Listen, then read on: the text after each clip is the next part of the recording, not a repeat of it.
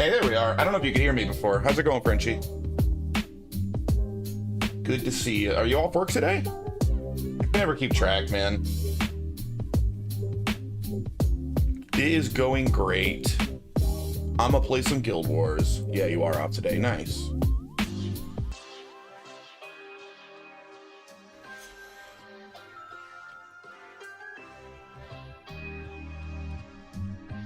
I was supposed to be on Final Fantasy today, but RetroQ didn't stream, and that's my rule. If he doesn't stream, I don't stream Final Fantasy VII.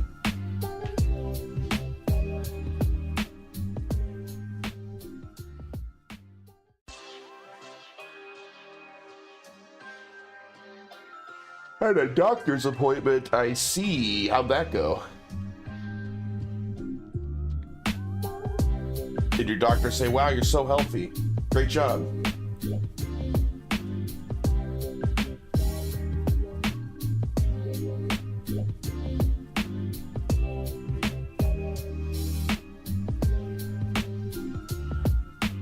Yo, what up, Jinx?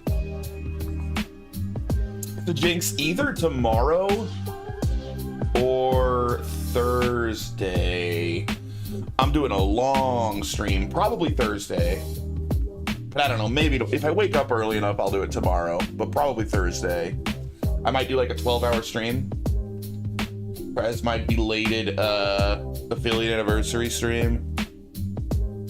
If you're at home at that point, maybe I will ask you to help me with my warrior at some point during that stream. Help carry me to get Devona, because I can't solo it with him. I can't do it. Oh, never mind. You'll be working the whole time. Yeah, okay, fair enough. Wait, did your days change? I thought your 13-hour days were weekends usually.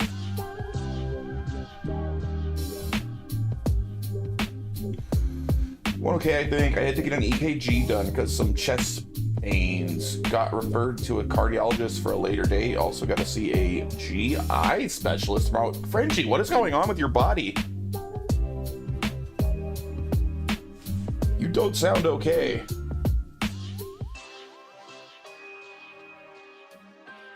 Not just a damn. What do you do, Jinx? Body's running on vibes. Yikes.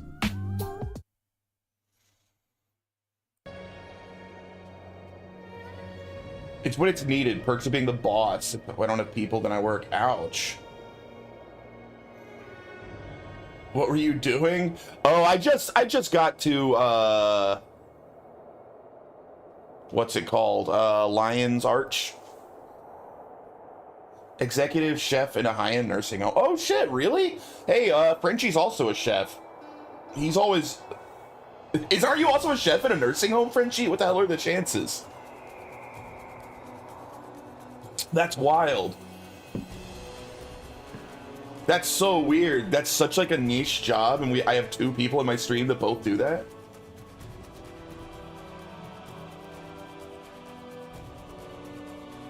Frenchie, you should go work with Jinx. Yo, what up, chat? Over there in YouTube land.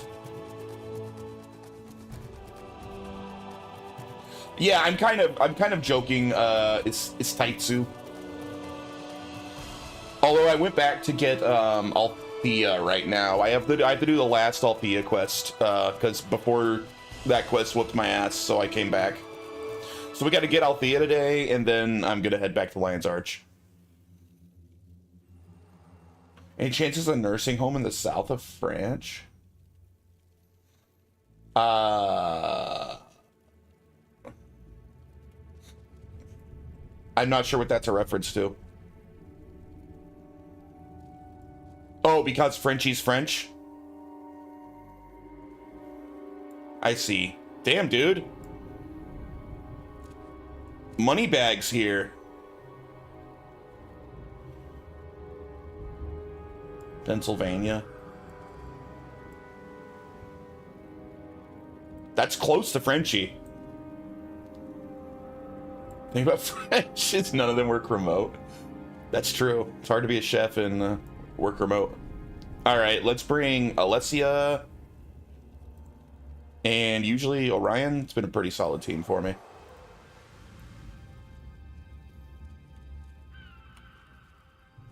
Yeah, that is such like a wild coincidence, dude.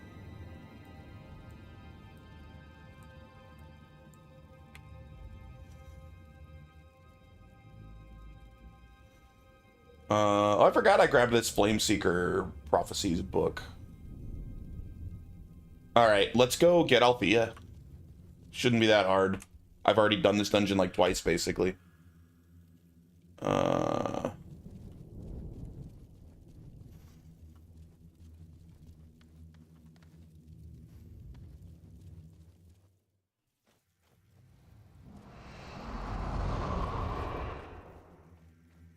I also really need to get my wolf pet that I keep talking about wanting.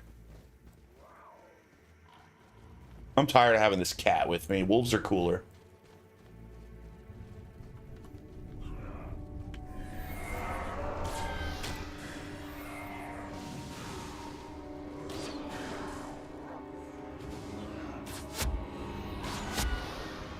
What's this do? Read the wind. Okay, I gotta remind myself what my abilities are.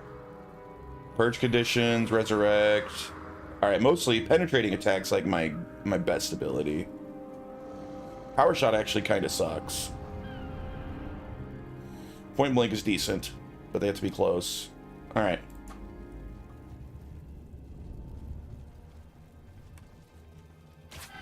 Is there a wolf just outside of Beacon's Perch? Where's Beacon's Perch? Is that Lion's Arch? I got to Lion's Arch. I haven't done any quests there. I literally got there, and then I was like, hey, I should try to go back and do those Althea quests that have whooped my ass before.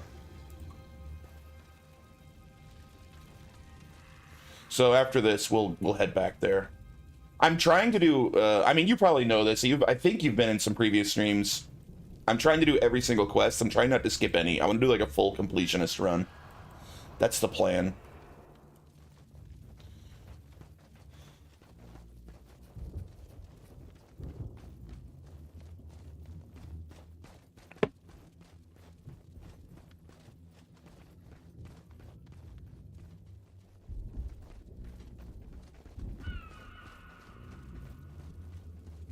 All right.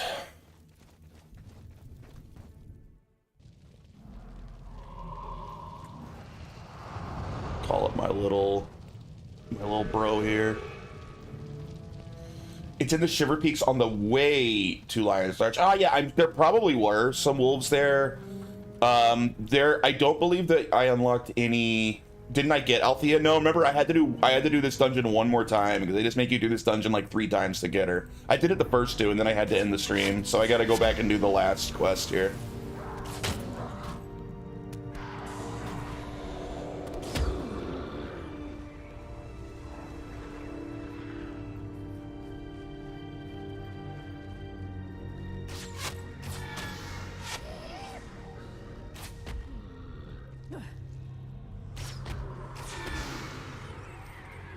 Even though I don't actually intend to use her. Because I don't like the way she looks. I don't want to have a ghost with me all the time. That sounds annoying.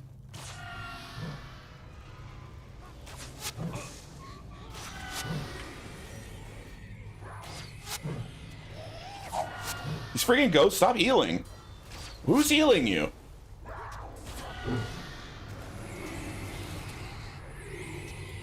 Why can't we kill this ghost? Oh my god, stop. Alright, who's healing him? We gotta figure out who the healer is here. We can't fucking kill this guy.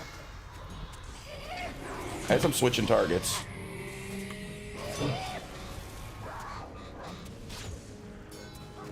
Maybe if you had the ghost on your team. Well, I haven't unlocked her yet. But I don't want a stupid bright blue person following me around everywhere. That sounds annoying. Oh god, the damage! What the hell? Ah! What was that?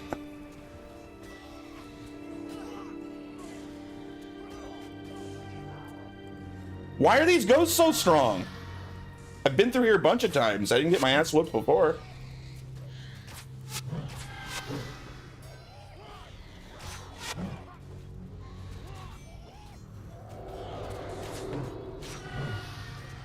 Dude, they won't die. What is going on? They're killing my people. Why are there level 18 ghosts in here all of a sudden? Fuck this. They were not here before. Oh my god, freaking bots. Did they get banned properly? Yeah. Good job, Stream Elements. Well, that was embarrassing. That's like the 4th time I've gone through here, and they were not there before. Where the hell did they all come from? Are they gonna be there every time now, or was that just like weird bad luck?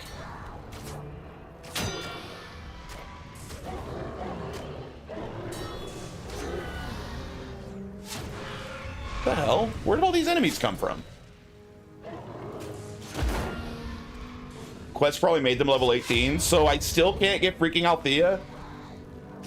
Alright, I guess we'll go back to Lion's Arch for a while again. Screw it. I did not know it'd be so hard to get this girl. Oh, I still need to redo the freaking Frostgate too and find the optional bonus objective I missed. I mean, yeah, you know what? Sure, Jinx, let's do it. Let's, here, I'll meet you in,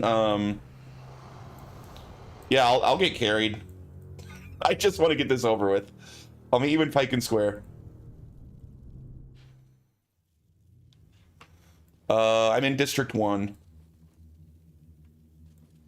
I'll kick, I'll kick both of these guys out of my party. You got better party members than me.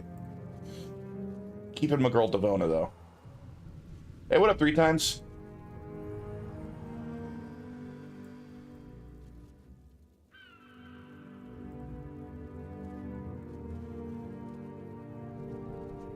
Dude, Jinx, I've been on a hardcore Wheel of Time binge. Dude, I freaking love those books. Are you Moash? This guy just like walked up to me. I'm about to finish, which one am I on? Knife of Dreams? I think book 11. I've actually never, this is the furthest I've ever been. I've read through book 10 before. I'm about to finish book 11 right now. All right, cool. Let's do it.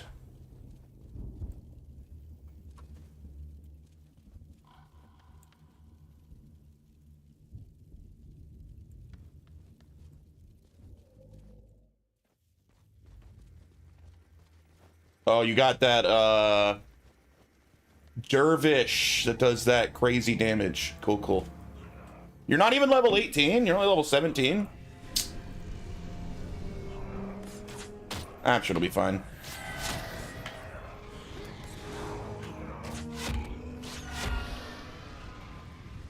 But yeah, Knife of Dreams has been a great one because it's mostly followed Perrin and Matt, the best characters. Great book.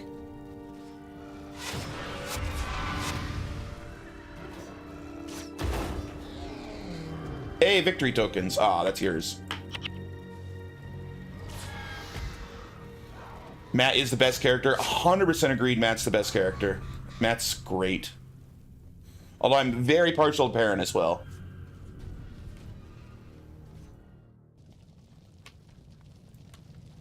You know what I've been thinking, though, on this, like, because I restarted from the very beginning. I had read through book 10 before, and in the last, like, year and a half, I started rereading the whole thing from the beginning again. Because there's, like, so many characters, and it's such a long series that it's, you know, it's easy to forget shit, so I just started it over. People always gave Robert Jordan shit for, like, oh, he's bad at writing female characters. Man, I gotta call bullshit on that hard. I think he wrote some of the best female characters I've ever seen in any, like, fantasy fiction.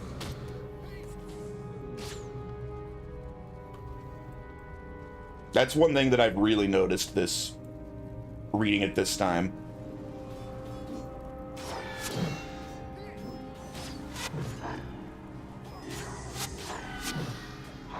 Alright, good. We actually have the DPS to kill them with you here as well.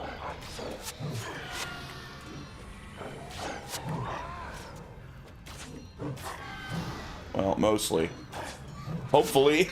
They're still really hard to kill. They keep healing themselves.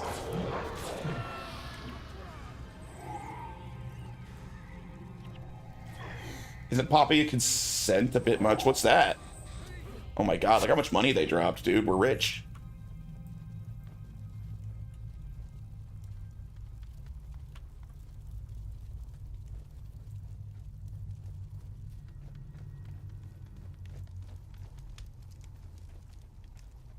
Hey, what up, Althea? What's with those freaking crazy shrunk ghosts guarding you?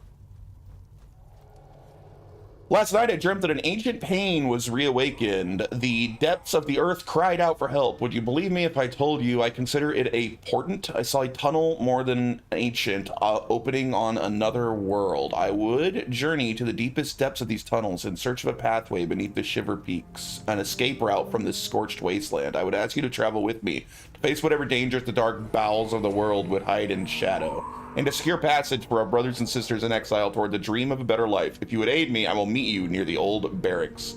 I'm with you, into the depths. A few potty spelled in Jinx. Yeah, you gotta blame my mod Feels Dry for that one. I think didn't they do it both ways? I think no matter which way you spell it, Jinx or with an I or with a Y, I think that the bot corrects you. He does that a lot. Yeah, he corrects you either way. Just the troll.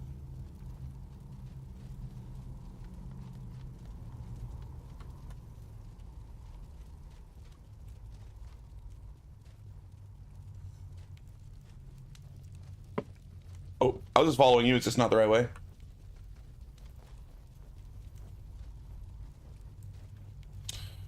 I don't remember path in here. I only did it once or twice. Let me meet near. Oh, that was Althea. Oh, you don't remember either. Okay. Is it not on? No, it's not on the little map either. We'll find it.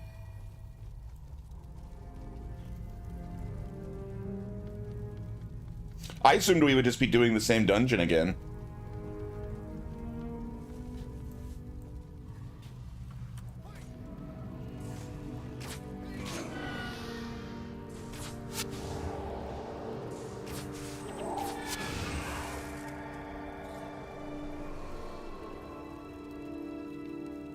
Pronounced concept, which is 3 consumables that turn everything to easy mode. Ah.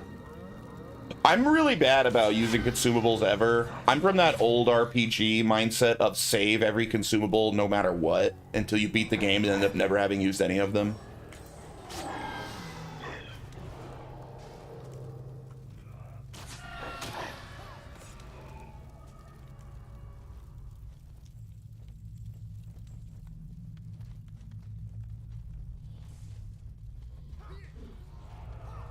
Oh god, no, not the 18 guy, don't kill me.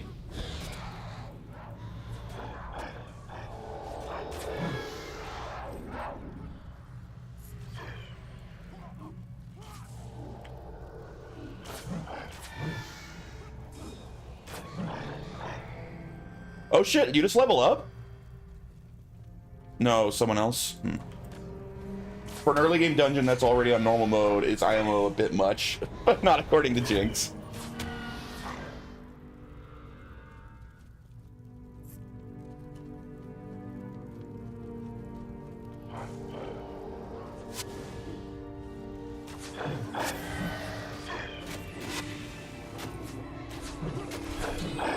Get off me, bruh. Rude.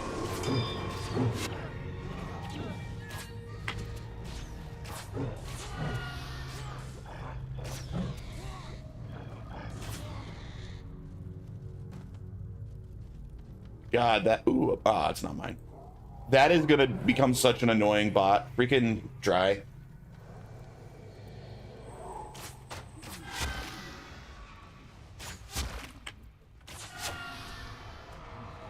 I don't spend gold anything but cons at this point. I have a lot.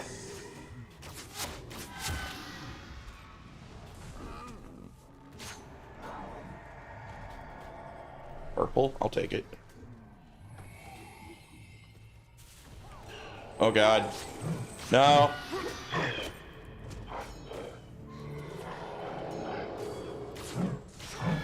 I guess a good thing about these ghosts is I'm actually about to level up. I'm actually getting pretty good experience for each of these guys.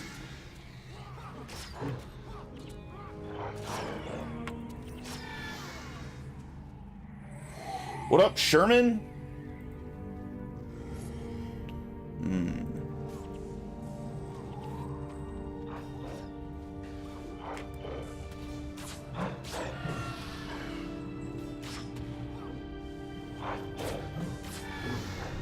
These guys are so tanky. Why did my guy just swear? Wait, am I seeing things?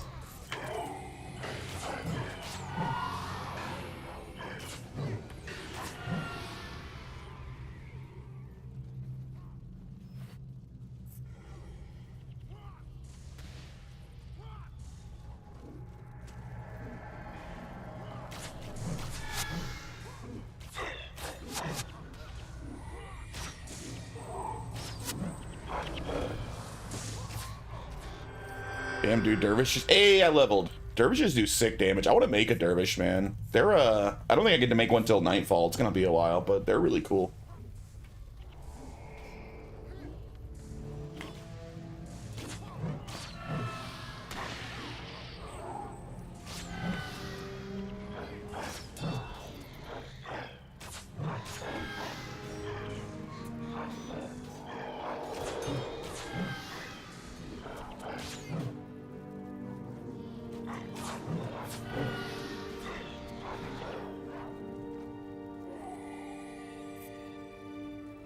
I like that you have a scythe for a weapon. That's a sick weapon.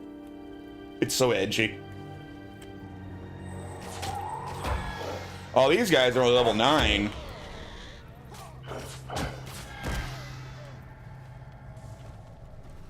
Alright, let's look at BC here. I got 18 unused points. Holy shit. Marksmanship, of course. Hell yeah. Now you have 2 left.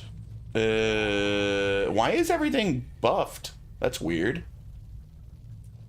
None of those are useful. I don't use any of those. Bah.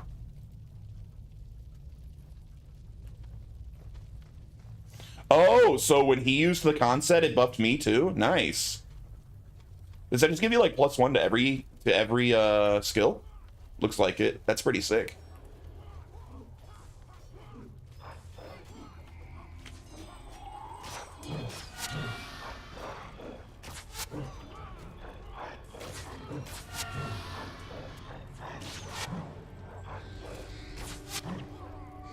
You know, if you died today, the 72 virgins in your chat would be very upset. Dude, I wish I had 72 viewers. Can you imagine? I have like 10 virgins. Oops. What up, Angar? Let us face the unknown. Grail of Might. When used, this item grants your party members +100 maximum health, 10 max energy, 1 to all their attributes for 30 minutes. It cannot be used in PvP. That's pretty nice. And it's your whole party. It's not even just you. That's sick.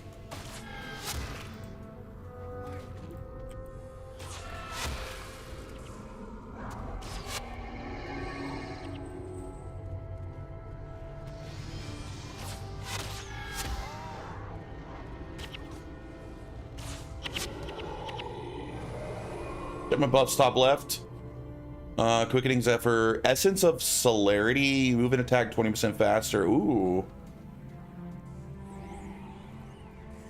Oh my god. My skill recharge is down. Grail of Might. 100 maximum health. 10 max energy. Dude, this is ridiculous. Immunity to critical hits. +10 armor. +1 health regen. Damage dealt to you is reduced by 5. What the hell?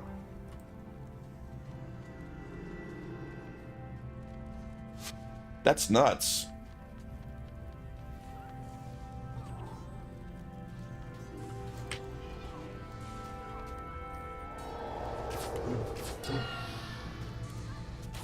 And I'm still having some trouble killing these like level 18 ghosts, personally.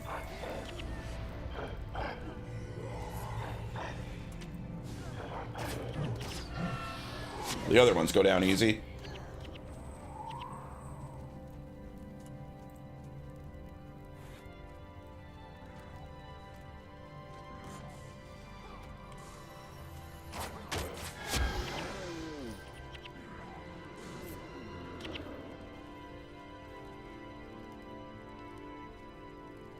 Althea looks kind of cool as a ghost, actually, not gonna lie. In action, she looks kind of cool. I think it's more like the cutscenes where I think she would annoy me.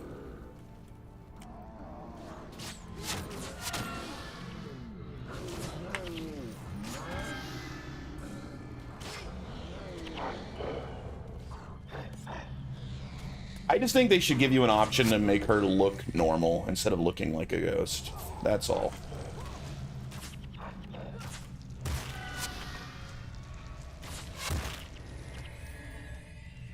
She's dead. Yeah, but she's an illusionist. She could just be like, I cast an illusion so I look normal so people don't fucking freak out when I'm with you in cities. Like, that'd be so easy to explain away.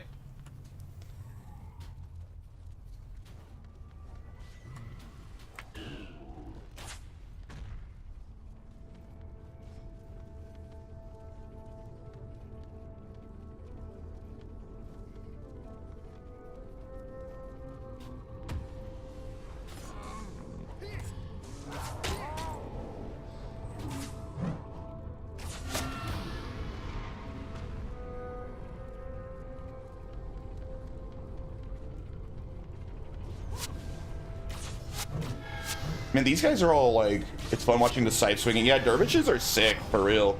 They're very cool. I will definitely eventually make myself a dervish when I reach Nightfall. In like another 200 or so hours of gameplay, or however long it takes me. This game is massive.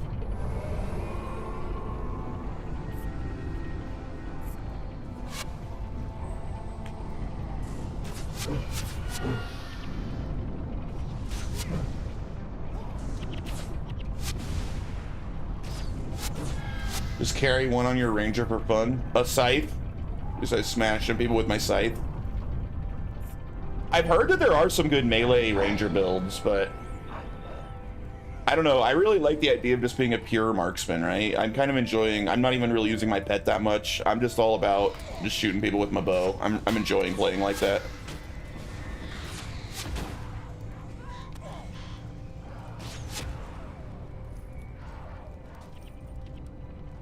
Money.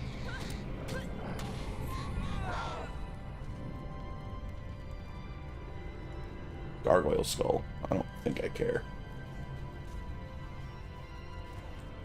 I guess I'll take it. Where the hell not?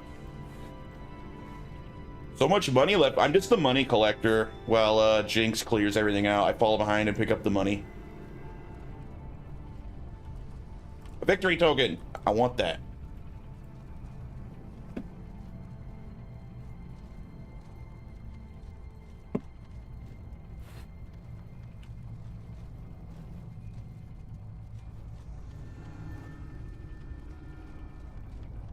I don't know exactly what I can trade the victory tokens for.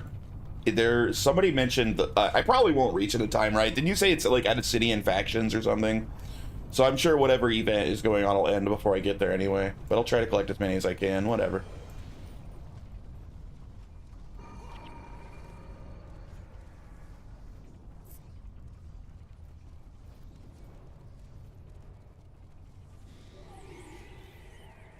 Save them for next. Oh, they last till next year. Cool. I probably will do exactly that then, because I've been collecting a bunch on like my pre-searing guys still. Like I think I have like 50 of them on my pre-searing warrior right now, and I was just collecting them for a while, having no clue what they were for.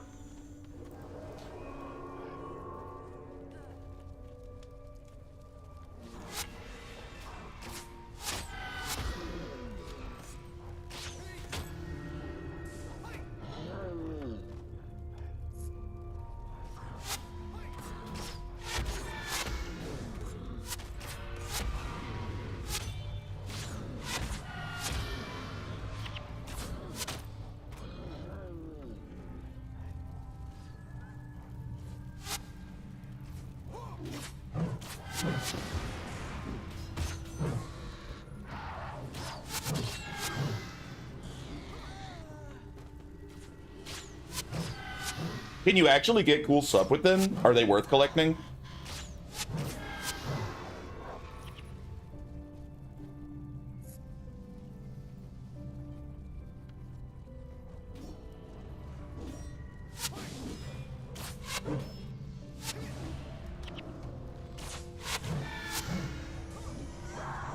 / wiki victory token. I'm always hesitant to type wiki because sometimes on Linux, well, it's not necessarily a Linux thing. It's my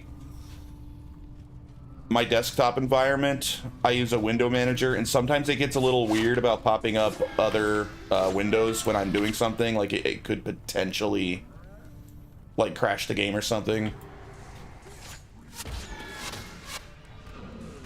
You run the game in Linux, works fine. Yeah, but what do you what's your DE? I wouldn't be worried if I was on like a regular DE, but I use Hyperland, which is just a window manager, you know. Yeah, I use KDE, so it's a little different. It would 99% of the time be fine, but occasionally it doesn't like that in Hyperland.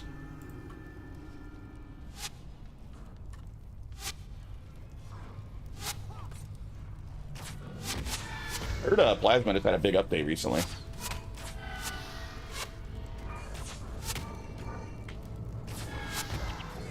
One of those folks. I am. I'm on Arch and I use Hyperland. I love it, generally.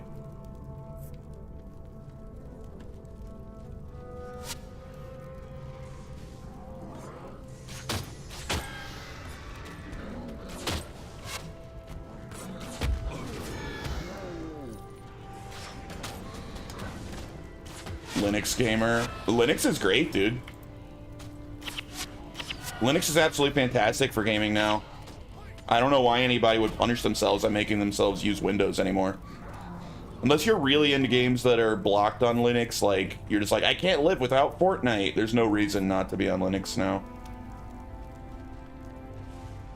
I wonder if Rurik ever thinks of me. Oh, shit. Has no one told her Rurik's dead? Whoops. Don't tell her now.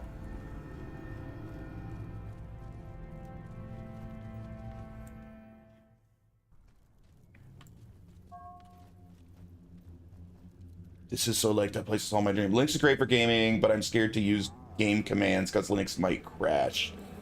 Yeah, you know, running through Proton, I think running through Proton's part of potential issues sometimes. For me, it's mostly usually a user error for sure. It's not like Hyperland has issues using one application to open another window. But I think I might have something set up wrong to where sometimes my Hyperland's like, what the fuck, bro? What do you want me to open? And then it just crashes everything.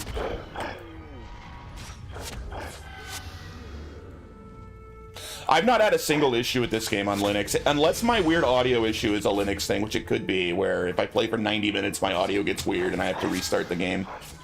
I don't know if that's a normal issue or if that might be Linux. What's up, John? What's this smelly-ass game? Guild Wars, bruh. You're not at Guild Wars, Chad? You need to get on it, man. This game's so much fun.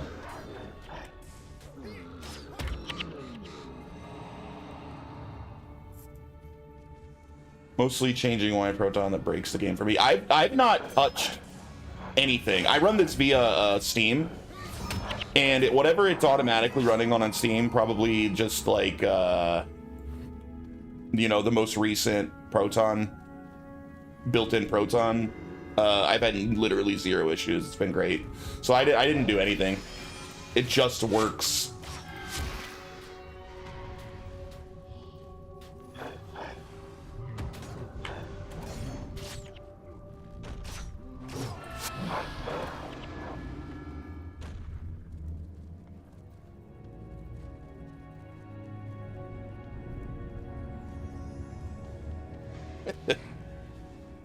Sometimes games don't. Sometimes you gotta screw around. I've been playing this like old dungeon crawler called Elman Age, which I had to screw around stuff with. I had to use the latest like GE Proton 11. But once I did that, it works great.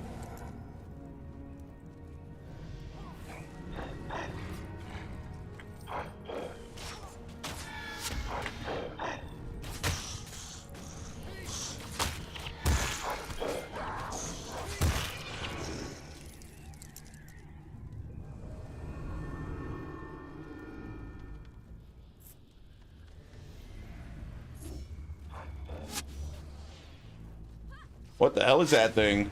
Enraged Phantom. Boss key. Nice.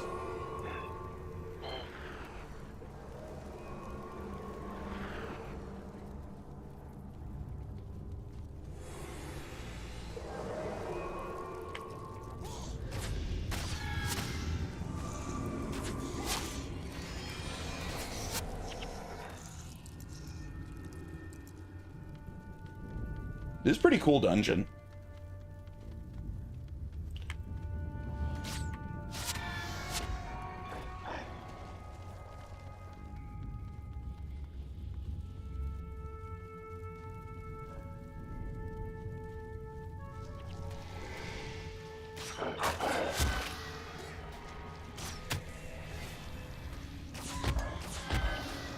I gotta say though, I've been a like an Arch Linux fanboy for a while, but this like ongoing attack via the user repository, pretty obnoxious. Arch is losing one of its biggest bonuses right now because it's just not safe to use the AUR at the moment. That blows.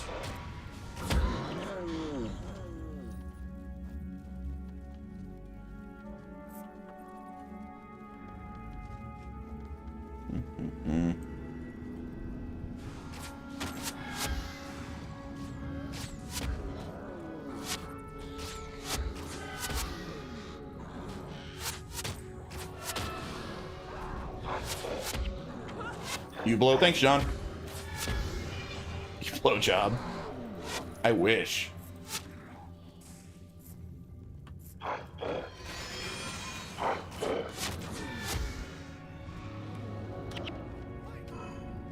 Dude, I'm so confused on why the beginning of this dungeon had all those like bullshit level 18 ghosts, but then in the actual dungeon, everything's like level 11 and easy.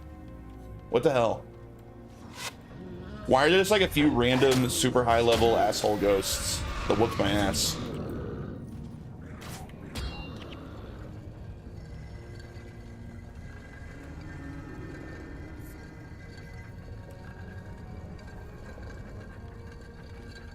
Like, I could have done the rest of this quest.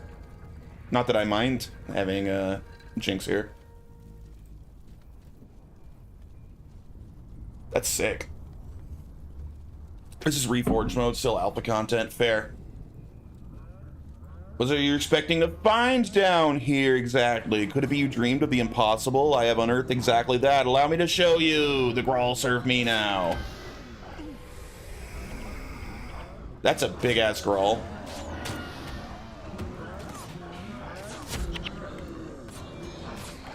I'm killing the ads for the big guy. There we are. Come here, big guy.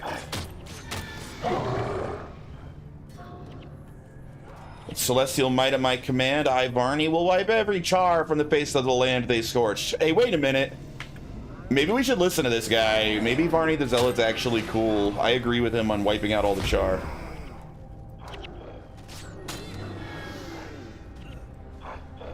He doesn't seem so bad. You're a fool. Can't you see I could have ended the war, ended the char? Can't you see that this world is something only pain? Why do you hurt me too? Yeah, I agree. I'm Team Varney. Oh, dude, a sick bow. Oh, it's yours. Truncheon.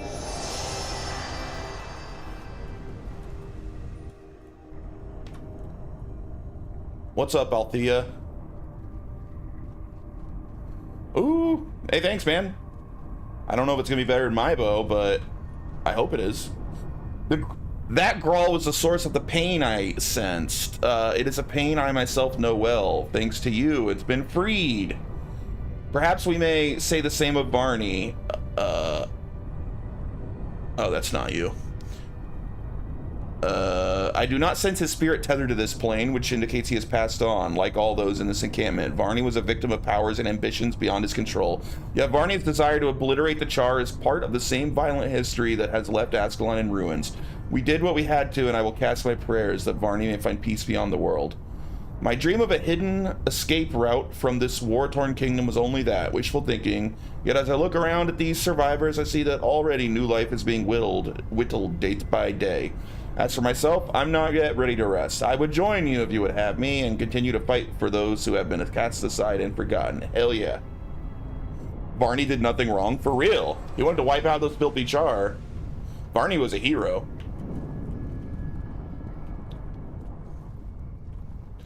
Nice. I've unlocked 2 heroes. You know, I'm not going to use you, Althea. Sorry. You're cool,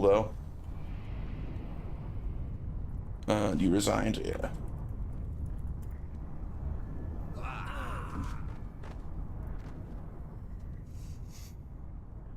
Would it replace the char problem with the Grawl problem? Yeah, but the Grawl didn't genocide us.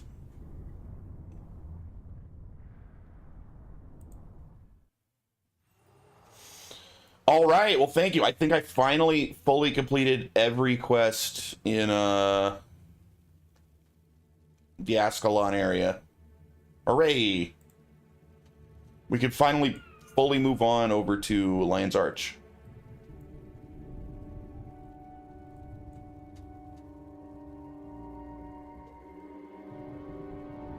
The seat of power in Kryta, Lion's Arch housed the royal palace of King Doric and his line until after the last guild war. Now the White Mantle run the city. The old buildings have all been razed, making space for barracks and more practical structures. Oh, I didn't realize that.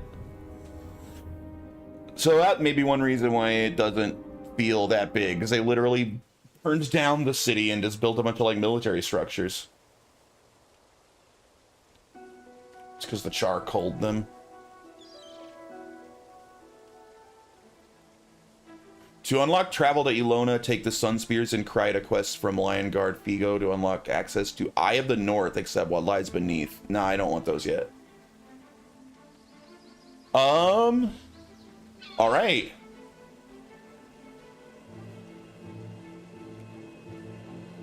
So reporting to the White Mantle is my next. We don't want to do, I think, we don't want to do the primary yet. We want to do some of these side quests. These all seem to want me to go to the same place. Sick. All right, we're in a new area. Oh, you got a quest. Mercenary Registrar. Oh, mercenaries is like using your own people as a hero, right? Sadly, your heroes are not you, but they could look like you if you sign up for our mercenary services. Anything is possible when you purchase mercenary hero slots from the Guild Wars store. Probably one day, maybe, but not yet. My pre-series guys would make terrible heroes. Dude, I like the style of Kryta. Guy looks like a freaking Aztec.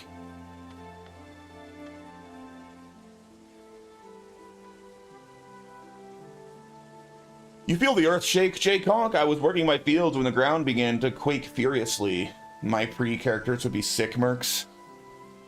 Sort of like my wife does when I leave my dirty socks on the dining room table. Why are you socks on the dining room table, dude? No wonder your wife's mad. Suddenly, the dirt around me swelled up and collapsed, leaving a giant crevasse in its place. I thought I heard voices, so I looked inside for survivors. I couldn't make out any faces, but swear I saw shapes moving in the dust-filled darkness. I ran as fast as I could. Please, you must go back and investigate this catastrophe. I will investigate it. And we can head that way. Oh, how's my... I forgot I got that new bow. Maybe it's really good. Who knows? 9 to 15 damage. Way lower damage already. Sadly. We going to... Is that an Eye of the North quest? I want to do everything in order. I don't want to accidentally start like Eye of the North or anything. I want to do all of Prophecies and then all of Factions and then all of Nightfall and then all of Eye of the North. I want to do it all in like release order. With the exception of stuff they like added for, you know, Reforged mode. If that makes sense.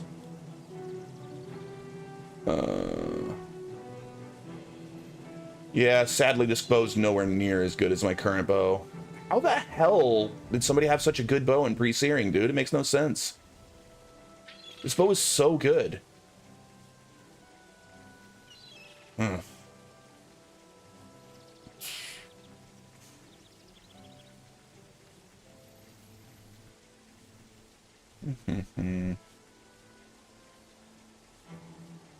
Yeah, I don't think I care about that anymore. Give Menlo's request, Sunspears and Kryta, and What Lies Beneath. So don't do Menlo's request. I don't have the other two on here. But if I abandon this for now, will I unlock it later? Like, I can come back and do it later, right? I want to, if I abandon it so it doesn't sit in my active quest log. And I want to make sure I'm not locking myself out of it. Yeah, okay. All right, and I should abandon What Lies Beneath for now. All right, so these are all safe to do. We'll do Merchant's Plea to start, I suppose. Let me go to, speaking of merchants, let me go sell some shit. If you step outside, you get a dervish hero. Oh, really? A new hero? I thought there were barely any heroes in, Prophecies. Wait. Let me see what you got.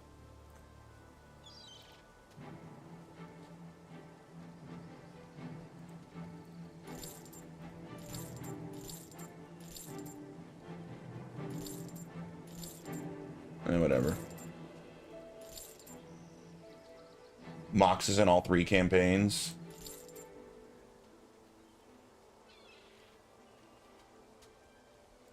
All right. Let's step outside. Yeah, another cool hero would be great to have. I do prefer heroes to mercenaries, even though I think I've heard people used to say mercenaries were shit, but my understanding is in the recent updates they've actually upped the AI in mercenaries, right? Because the mercenaries actually seem pretty okay, in my opinion. So I wonder if they must have used to be worse than they are now. Dude, there is so much shit around here. Dragon Arena? I meant henchman. Yeah, I meant henchman, not mercenary. Correct. Yeah, I misspoke. First watch Sergio. Is he, did he give me a quest that I abandoned? Menlo's request is one you told me to abandon, right? Ignore that one for now. Alright. Victory token rewards. You can use victory tokens here. You don't have to take them to factions. Flask of firewater. Alcohol. Scrolling Adventures Insight. Extra XP? Bruh.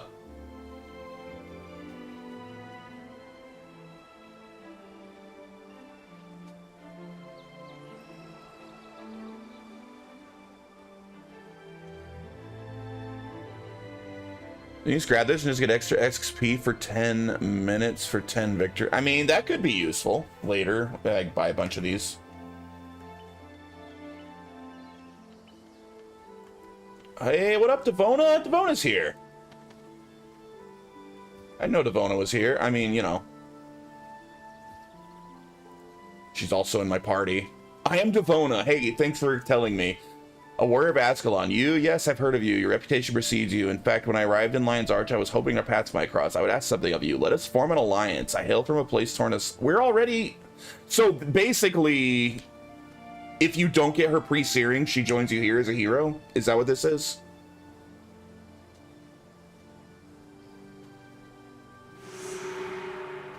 Yeah, okay.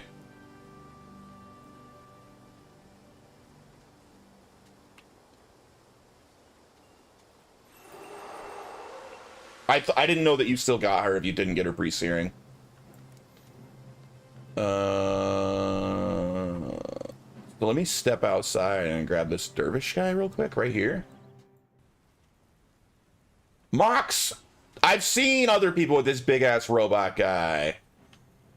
Ah, man, that guy's pretty sick looking. You are the one. That's it? He's smaller than the average golem, but he more than makes up for it with superior technology developed by Asuran inventor Zin. I haven't even met Nasura yet.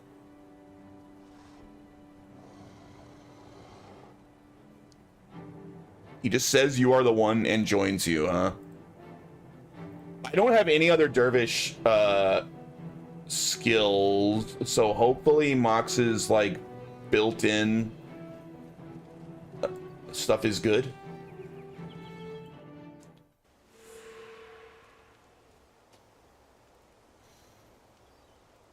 But yeah, oh dude, he's already he starts at level 20 as well. He's even a higher level than me. Dude, is he gonna carry my ass for a while? I'm fine with that. All right, Mox. Do I have to equip him? It looks like no, he doesn't need any weapons.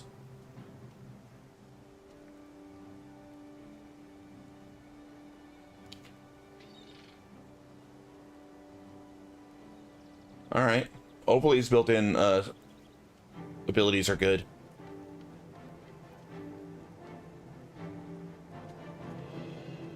Do I have anything I want to drop off in my Dunlai chest? Whoa, Golem user manual. Oh! Mox falls off later on. He has a weapon. Use to read. To run the Golem tutorial simulation and receive your mission from Zin, use the enter mission button inside the book. Mox must be in your party and you must be inside an outpost to run the tutorial. If you lose your Golem user manual, you can acquire a new one from Zin in his secret underground lair. This isn't Final Fantasy. Hey, what up, Randy?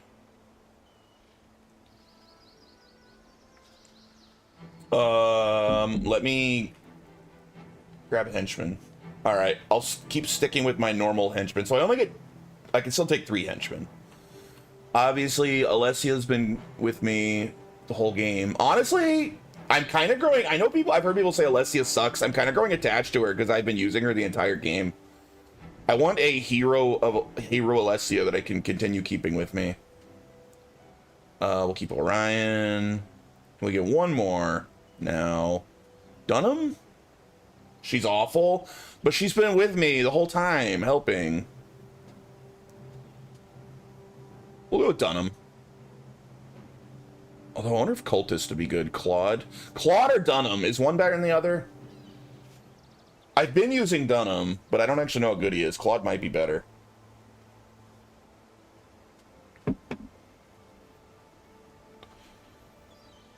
I'm gonna go Dunham. I like the way he's dressed. Claude is great. Ah, shit. All right, we'll go with Claude. All right, boys. We do this, this thing.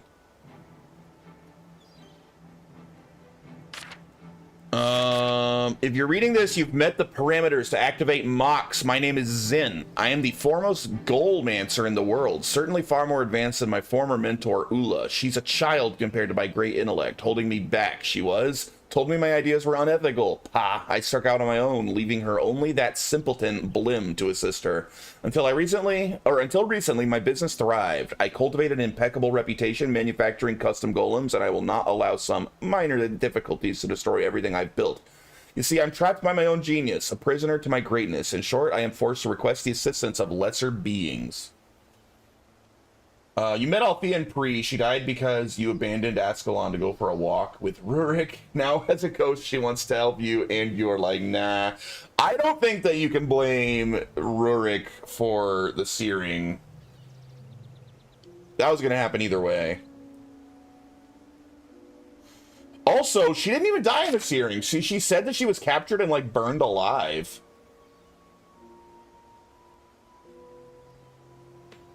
Right? She had, like, a dark story. I don't blame Rurik. I blame you. If you didn't leave, it never happens. The job. That's what started this whole fiasco. My entire business has been built on the backs of eccentric clients, so it never even occurred to me to turn away this stranger when he appeared. He had a most curious request, but again, I was not about to refuse a paying customer, so I obliged the dastardly fellow. He even brought along a custom power crystal to be used in the construction of a golem. This perhaps should have raised a red flag, but free parts are free parts. Especially when I could still charge full price, but I swear, had I known the extent of the evil to which I was contributing, I would have halted construction immediately, or at least built it in more safeguards. As it was, I labored for weeks on end to complete what, in my hubris, I believed was my ultimate masterpiece. But in my hour of greatness, that masterpiece became my downfall. The betrayal. As I set aside my tools and turned to survey my work, the Rock's golem powered up unexpectedly. To my horror, the great beast snatched me up and the stranger appeared from out of nowhere to inform me that I was now under his control. He left Rox to watch me as I continued working on 2 other commissioned works. But with certain modifications, in due time I completed these other 2 golems in the image of Rox, their true master. However, even with Rox watching my every move, I was able to outwit the malevolent machine. The great Zin shall not be slighted without retribution. I prolonged completion while secretly modifying one of my other projects, the Mox Golem. He is now my greatest creation. I was even able to synchronize multiple power crystals for a single purpose. Yes, Mox is the first dual-core golem in existence. Unfortunately, I had to salvage parts from an earlier golem named Gox, including his power crystal. I replaced it with an older, slightly damaged crystal of questionable origins, which has caused some strange behaviors, but that is beside the point. Your mission. I have no doubt you take great comfort in knowing that the mightiest golem ever created is now in your possession. However, Mox comes with a price. You may keep the golem, but you must complete a small task of grave importance for me. While slaving away for Rox's mysterious master, I was able to discern their sinister plot. Both golems I was forced to assemble have a hidden, singular purpose, assassination, and these particular assassinations will surely create chaos in the 3 great kingdoms of Tyria. Within days of arriving at their destination, hidden directives programmed into the Pox and Nox golems will activate, and they will move to fulfill their missions. Nox will kill his owner, Princess Boca, and then move on the other princes of Vabi. Pox will make haste to the Imperial Sanctum and do away with Emperor Kisu. In addition, the evil Rox has stolen every spare golem in my lab and marched out toward the Temple of the Ages to kill Princess Salma. These things must not happen. My entire reputation depends on it. Thus I offer you Mox in good faith, expecting you to use him to preserve my reputation and save the great nobles of the world. The Lair. If, however, owning the single most advanced Asuran golem ever created is not enough of a prize to entice you to do the right thing, I'm also prepared to pay you quite handsomely should you visit me in my secret underground lair upon the completion of this task. Bring Mox with you as he'll be able to bypass the security protocols. Of course, I cannot reveal the location of my lair should this gift fall into the wrong hands. You'll have to strain that pea-sized intellect of yours and discover my location on your own. I include one hint. Stop when it hurts. I mean, so it looks like this is a large mission that's going to be like 3 parts, 1 in each expansion, or 1 in each, whatever, campaign. What happens by intermission? My party's too large. I'm gonna ignore it for now. Since Mox is level 20, I'm assuming those missions expect me to be level 20. I think I'll come back and do them when I hit level 20. Alright, let's go, team.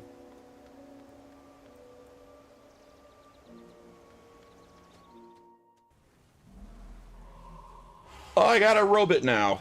Neat. The whole goon squad's here. Hail, traveler. I'm Lionsguard Riddick.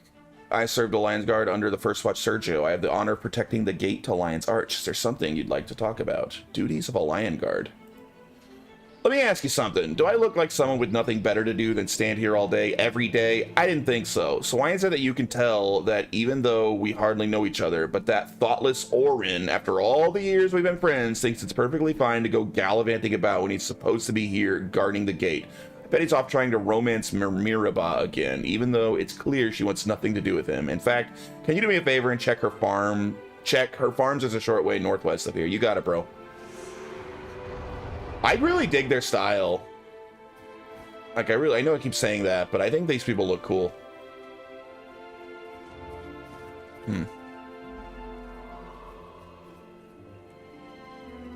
Ascalon settlement to the northwest.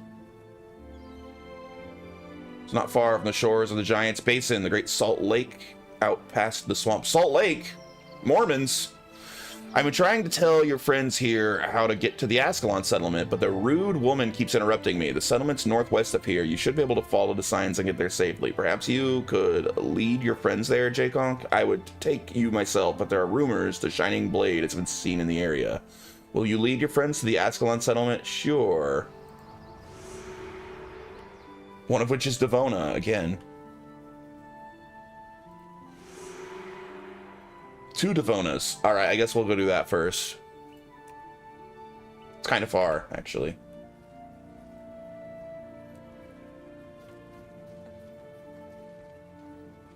Dude, this area is really pretty. I like this area. A little bit pre-searing lake, right? Nice and green. Been so long since we've seen proper green.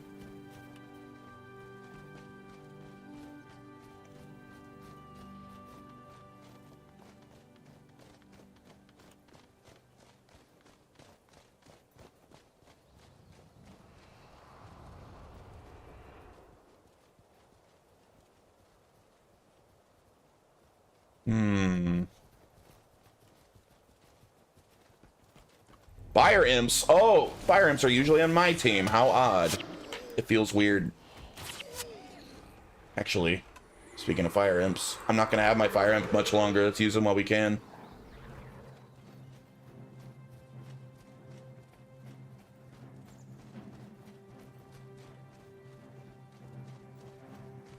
This goon squad this is my largest goon squad yet. We got a little army here with us right now.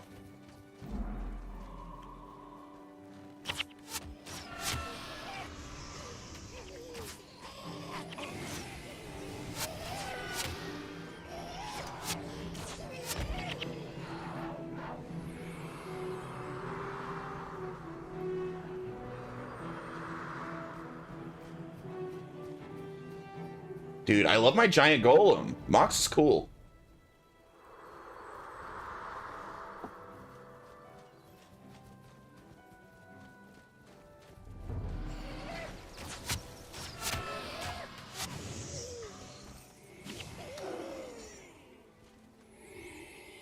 Tengu.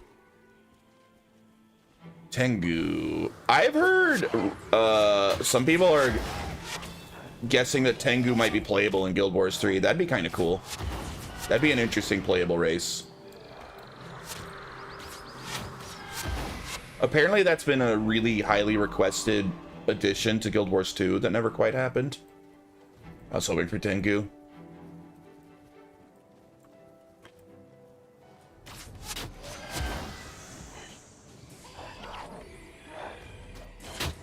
But I don't know. We already have I know, I forget their name. We already have bear people, looks like are going to be playable in Guild Wars 3, though. I don't know if they would go with multiple beast races.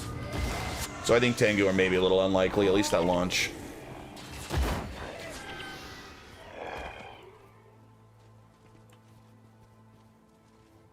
Damn, there's a shitload of Tengu around here.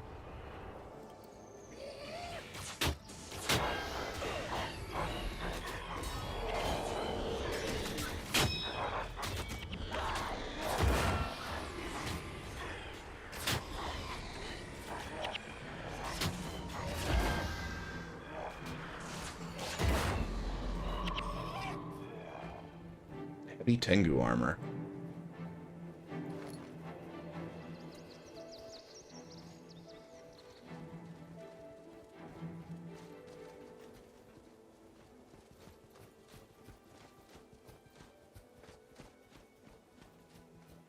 Lynx. Are lynxes different than Melindru's stalkers? Like, they kind of look the same. I mean, they look a little different. But, like, do they act different as a pet, or are they basically exactly the same? They look slightly different.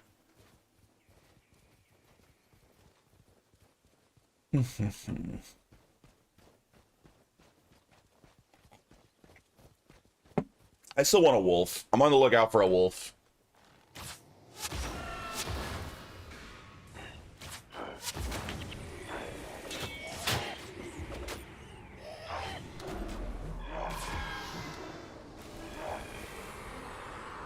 Feathered Karomi scalp.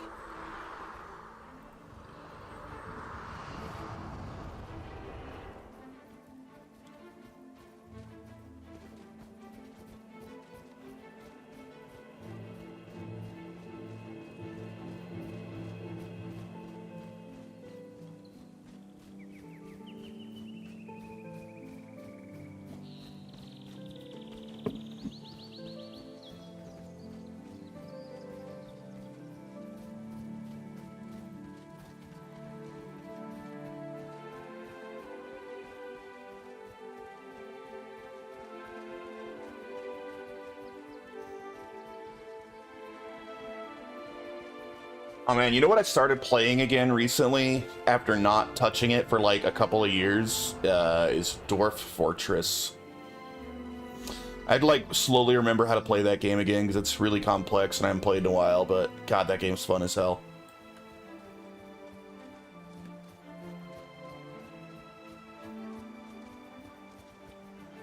Farmer Dirk, how you doing? I recognize you. You're J-Kong, the one who got us through the mountains. If you have the time, I sure would appreciate it if you could help me with a problem. My last prize-winning hog has run off. He was heading south, but I'm afraid to go after him with all the Edens and those birdmen about. He might be a little skittish, so you'll probably have to chase him back here. Will you retrieve my prize? I just saw him. Like, just saw him, right? He's like right down the road.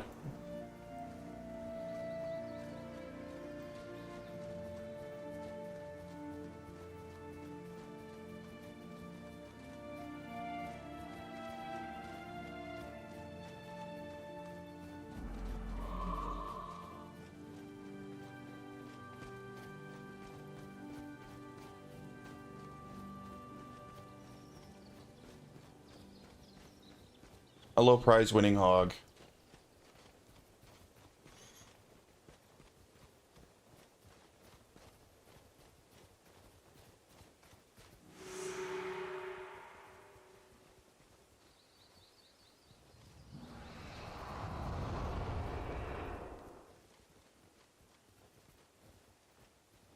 There you go, little piggy. Keep running.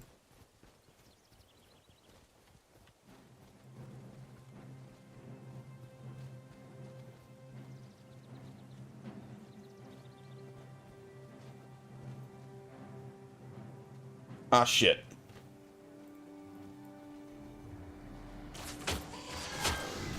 You leave that pig alone, you son of a bitch.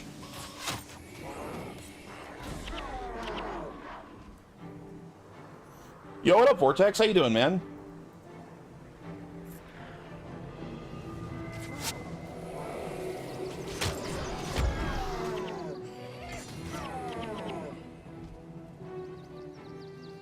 Did you come with some horrible takes for us today?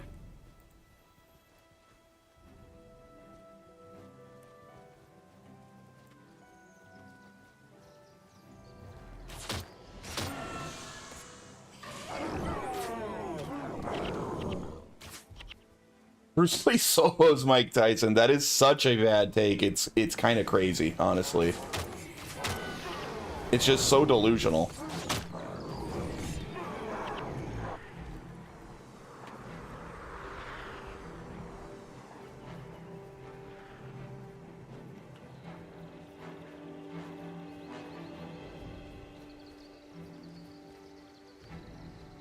Farmer Dirk, here's your dumb pig.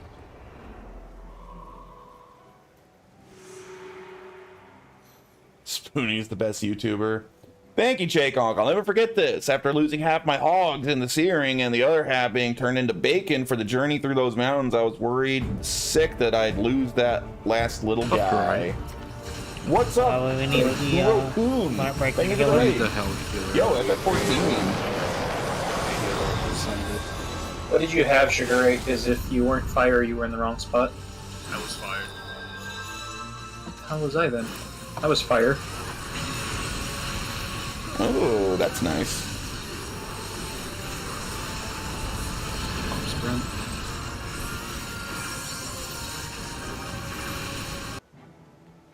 Does it rip any random? Yeah, any old random clip could get pulled up. You never know. Hey, FF14. Oh, 3 times told is obsessed with what do you call them? Like your PlayStation rewards. So he's making himself play Final Fantasy 14 right now, and he hates it. I have a lot when I used to run a raid team. I like Final Fantasy 14 a lot. It's not one of my favorite MMOs, but it's a really quality game. I just prefer Final Fantasy 11.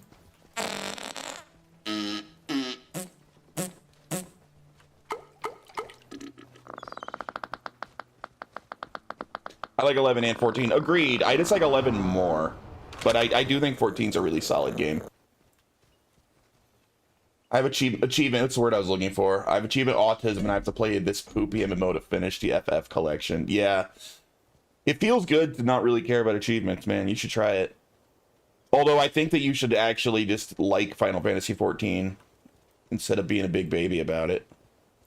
Oh no, I love achievement hunting. Ooh, where are we going? Are we like there? I thought the settlement would be an actual town, but it's just on the open map, huh? Aren't we here? Did we not complete the quest? There we are. Thank you. Your companionship on the journey, J-Conk, as always. It was a pleasure to fight at your side. I tried. All joy is ripped from gaming. Call me a bug man. Call me a nerd. I don't care. Speaking of A Realm Reborn, are there any, like, fan servers of the original Final Fantasy XIV? Like, I know that apparently it sucks, but I never tried it. I would be really curious of, like... I wish there was a fan server of that, just so I could try it and see what it was real. Wasn't it way more of, like, a sandbox MMO prior to the relaunch?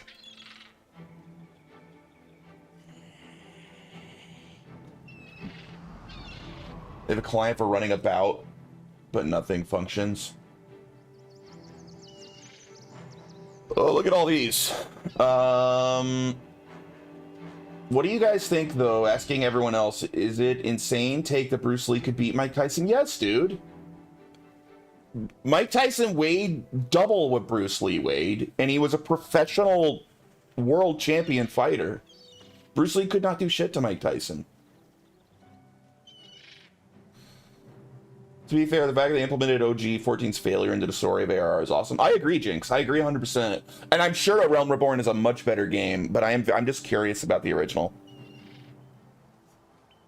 Yo, what up, Mule? You'll be back. You can't make me stretch right now. Nice try. I'm never stretching. You gotta pay if you want me to stretch.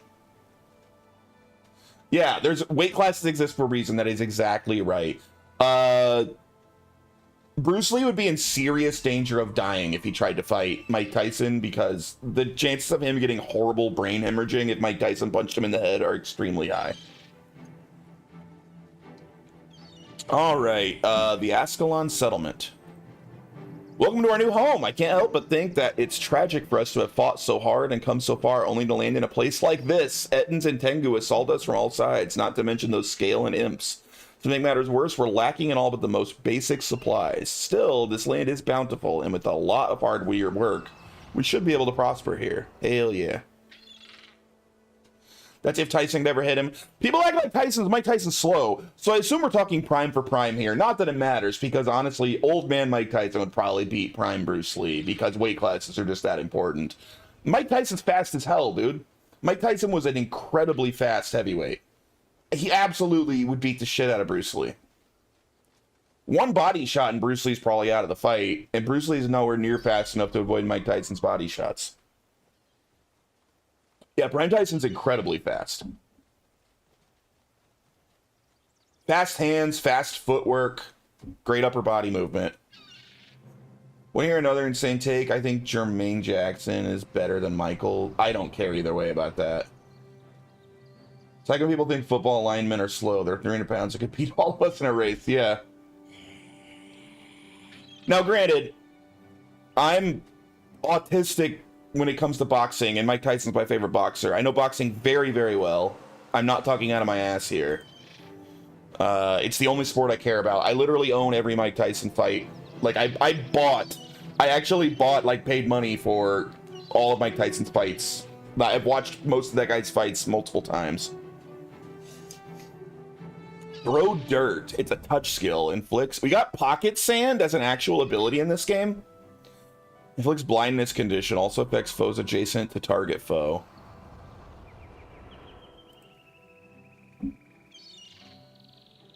I think my only problem with 11 has just been whenever I sub to it, my life blows up. Also, only can play with trusts because getting any friends to try it is impossible. Let alone they've locked my server apparently now. Kuro, we should hook up and be friends, because that's my favorite MMO. I'm having a blast with Guild Wars, and I love Guild Wars too, but my favorite MMO of all time is Final Fantasy XI. I'm always looking for people to play that game with as well. I don't have time right now to get into it. But I'm probably, after I'm Guild Wars out, eventually gonna go do Final Fantasy 11 again for a while. Probably start from the beginning when I go back to it. Mike Tyson, the same guy that got pissed off when he lost the fight to a guy that bit someone's ear off. That's not exactly how that went down. Very fair. I think I'm still grinding crafting levels to make my dance artifact here. You be down to try it? Jinx, I fucking love Final Fantasy 11 like you wouldn't believe. I love that game. You're talking about the Evander Holyfield fight, which was way past prime Mike Tyson, Vortex, you gotta realize. Tyson did bite his ear because, listen, Evander Holyfield's a legend. Fantastic boxer, phenomenal boxer. I would never take that away from him. Until current day with Alexander Usyk, he was probably the greatest cruiserweight of all time, who then also moved up to heavyweight and was an incredibly successful heavyweight boxer. Tyson claims he bit his ear because Holyfield was fighting dirty. He was throwing elbows, he was headbutting, which is actually kind of true. Holyfield was fighting kind of dirty. Obviously, that doesn't mean it's okay to bite his fucking ear off. But yeah, Holyfield was winning that fight, but he was fighting kind of dirty. But that was way past. That was post prison Tyson. That was beyond. That was not prime Tyson. And also, he was fighting one of the greatest boxers of all time. It's not like he was fighting some loser. Evander Holyfield's a fucking legend, dude. I also still haven't found whichever last weather pattern I need for Summoner. Thank you, Jaycock. I'd begun to fear that Bodris would not keep his word. He had charged us quite a sum for these medicines. I was loath to send a heavily armed group into town, lest we provoke the Lion Guard, but I was beginning to consider doing so. Truly, you have saved us from what might have been a diplomatic disaster. Unfortunately, I have little to offer by way of reward except my services and teaching skills. Tyson bit his ear because he's a nut job that got for it. He was definitely mentally ill at that point in his career, yeah. Absolutely. Tyson was absolutely mentally ill right then. Granted, keep in mind he had just gone to prison for a pretty sizable amount of time for a crime that I very much completely believe he was fully innocent of. That's not going to be good for anyone's mental health. His father figure had died. He was being like robbed and having all of his money stolen by bad actors. Like, he was very mentally unwell at the time.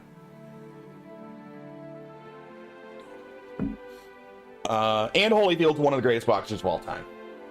Holyfield's an absolute fucking legend. What do I play in FF11? I've not played super deep into it because I have a illness where I always restart. Who is a worse human being, Hitler or Jeffrey Dahmer? That is really hard to compare. I don't know. I mean, Hitler did more damage, but who's like a more fucked up person on an individual level? I guess I'd have to go with Dahmer. Didn't Dahmer eat people? I would have taken Jay. I wouldn't have taken Jay for boxing, man. No, I'm autistic when it comes to boxing, dude. I'm like a boxing historian, borderline. Yeah.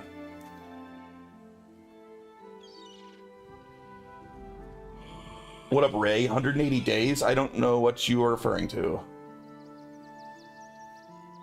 Blankets for the settlers. I've arranged to open trade with Nebo village to the west. They are renowned for their weaving, and my people here are short on many cloth goods, such as blankets. Their village has of late been subject to numerous predations by bandits, and while we cannot spare guards, our passage across the mountains was costly enough that we do have weapons to spare. Can you take this stash of weapons and trade them to Ethram the artist in Nebo village? Yeah, man, I gotta help out my bros in our new settlement. Do each class start in the same spot in 11? There are 3 starting cities in 11. You start in I believe the race that you pick determines what city you start in. Maybe it doesn't. Maybe you can choose any starting city with any race, but there's certainly 3 starting cities that are associated with each race. Either way, there's 3 starting cities, and you can pick which one you start in. And people have their favorites, but they're all good starting cities, to be honest. Like, you can't really go wrong. Plus, you can always just go to the other city, right? It's not that hard.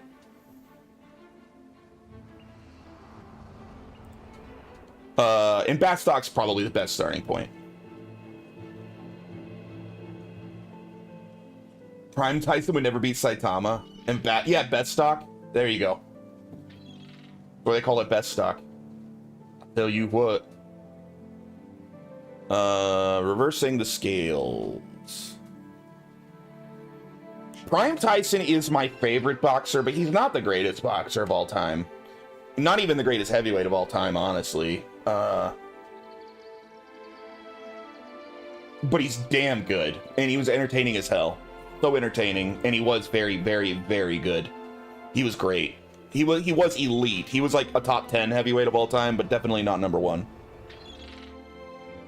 It's become clear the Scale are being driven from their swamps by some undead menace moving in from Scoundrel's Rise to the east.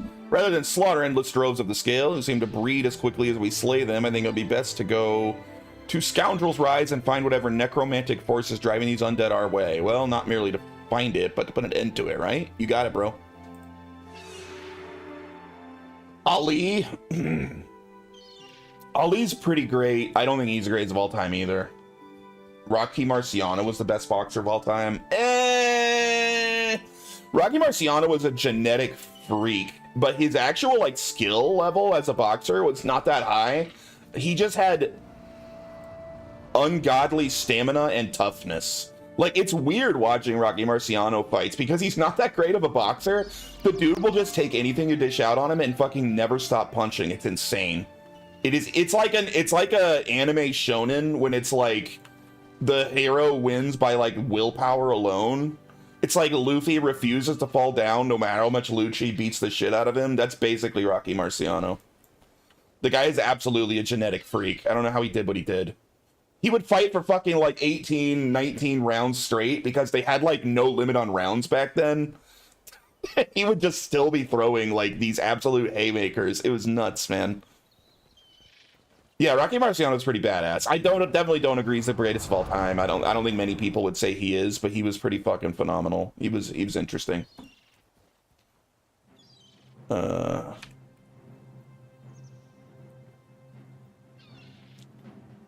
Jim Thorpe? Damn, you're getting like in the weeds there.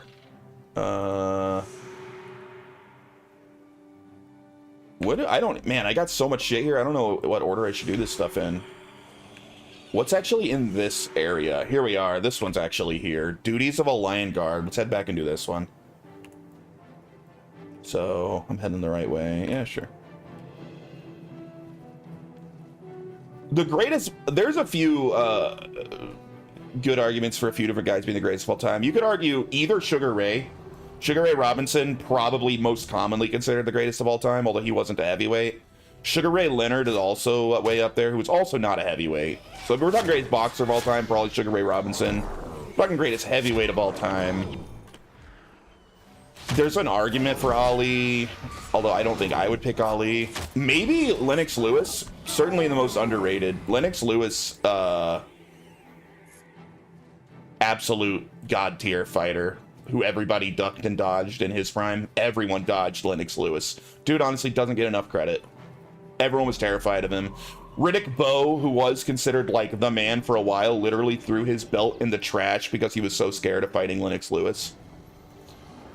Before Ali changed his name, he was a complete shit boxer. No, he wasn't. What the hell kind of revisionist history is that shit? Absolutely he was not. In fact, a lot of people think that he was worse after changing because he got slower. He was so ungodly fast in his younger days before, because, you know, when he refused to go to war, he got banned from boxing for a while. When he came back, he had slowed down. He wasn't as fast as he had been when he was younger. Dude, Cassius Clay was god tier. That's absolutely a shit take. Cassius Clay was an insanely good boxer. I mean, it's the same guy. No, that is absolutely not accurate at all, dude.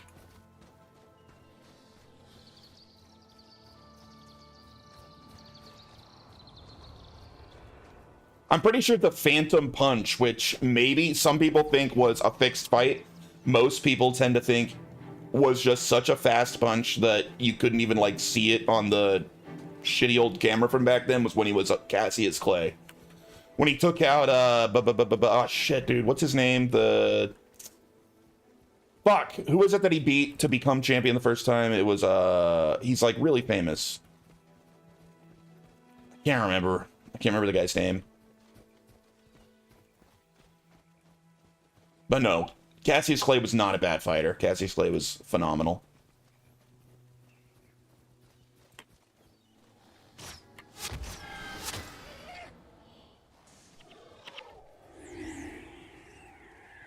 The guy was like a fucking like mob enforcer before he became like the heavyweight champ. The guy that Ali beat the first time. I cannot come up with his name, and it's driving me nuts.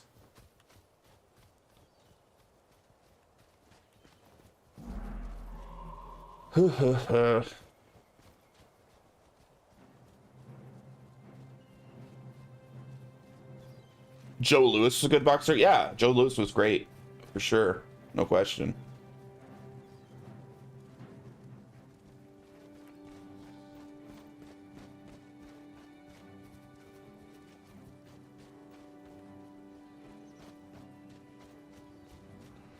And I mean, you know, other greatest heavyweights are largely like Muhammad Ali's contemporaries. I'm very, very partial to Joe Frazier. I think Joe Frazier beat Ali in 2 out of the 3 fights, although he only actually got the win officially in one of them. Sonny Liston! There you go. Thank you, Jinx.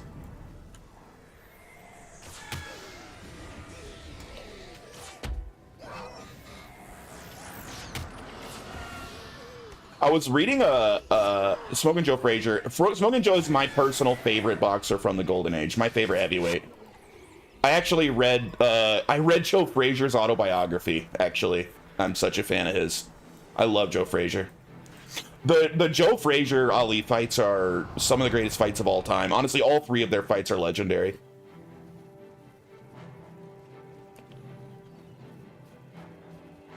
That's probably the greatest boxing rivalry in history. Those 2 hated each other so much, it's unreal, dude.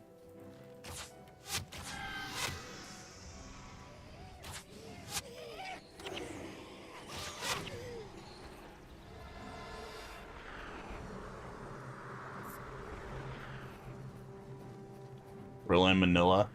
Of course, Foreman from the same era also. So I was about to say, I was reading about an interview with George Foreman the other day, and he was talking about his grill. So George Foreman, an exceptionally talented boxer, right? Very successful, multiple-time world heavyweight champion.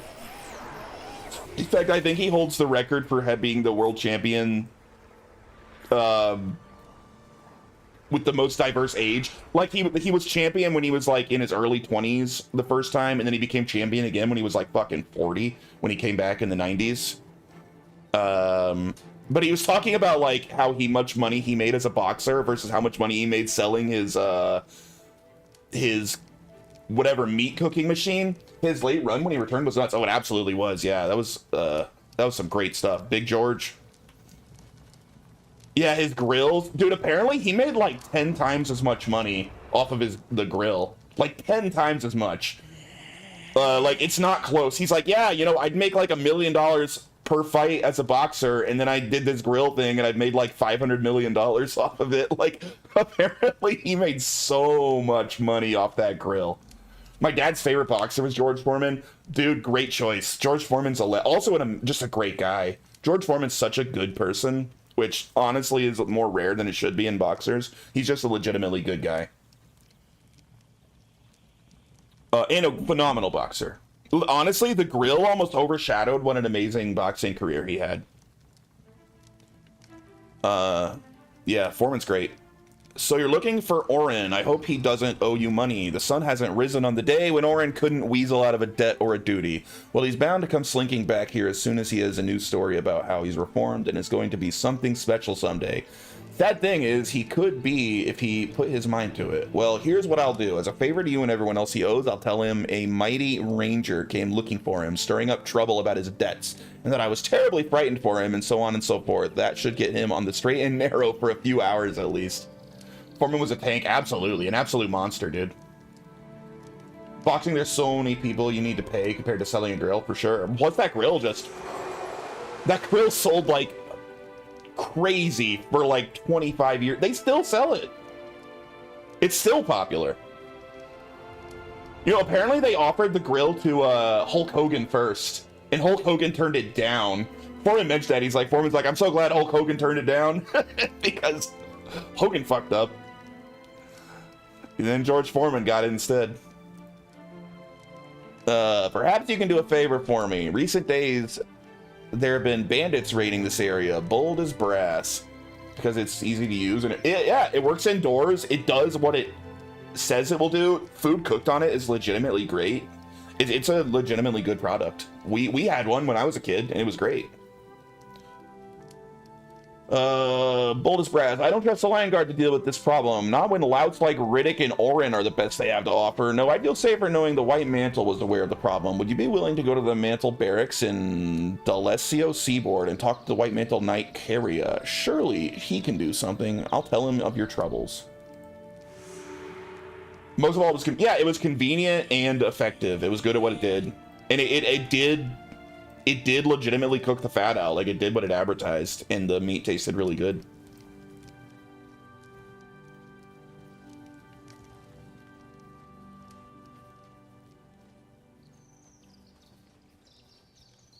All right, what else we got in here? We're getting quests as fast as we're clearing any others up.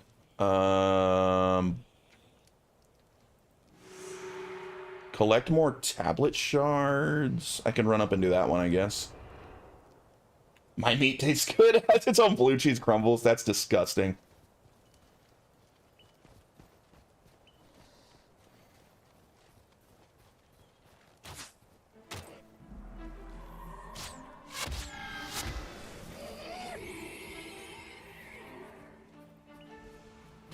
God, I love boxing. Boxing's kind of boring right now. The heavyweight division was literally like in a new golden age for a while there. And then Alexander Usyk moved up to heavyweight out of cruiserweight and dominated everyone's ass to the point where he completely... There's no question left about who's the best right now. Usyk is so fucking good, it's unreal. So it kind of like killed the heavyweight division because this guy came in that just like beat everyone's ass and was unstoppable. And now he's retiring. So he has one fight left. He says it's his retirement fight. I don't blame him. Dude's gonna go down. It's absolutely one of the greatest boxers of all time. So I'll be interested to see how the heavyweight division plays out once he retires. But Usyk is just a god, dude. It's unreal how good that guy is. He might be the greatest of all time. He's that good. It's nuts. Undefeated, both cruiserweight and heavyweight champion in a pretty solid heavyweight era. It's not like just everyone else sucked. Like, he beat really fucking good boxers to do that. He beat Tyson Fury, who I think is like a generational talent. He beat Anthony Joshua, who some people shit on, but the dude's legitimately great. Like, Alexander Usyk's crazy. He's so good.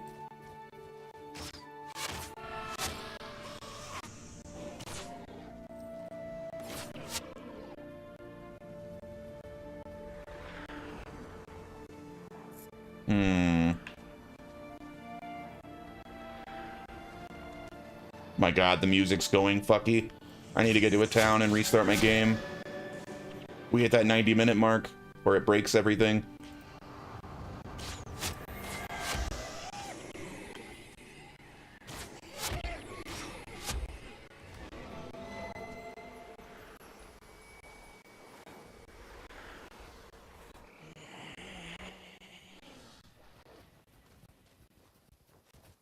Activist Ithamar.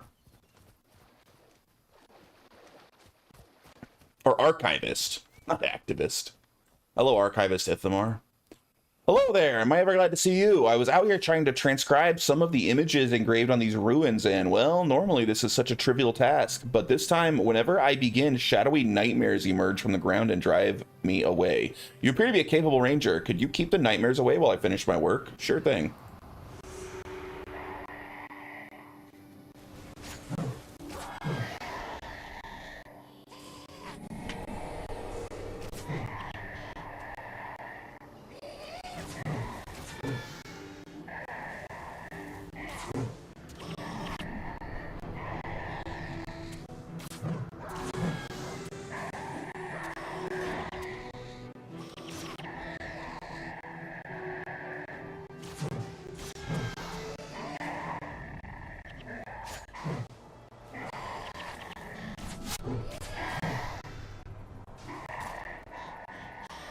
Oops, I had the wrong freaking ability. Oh well.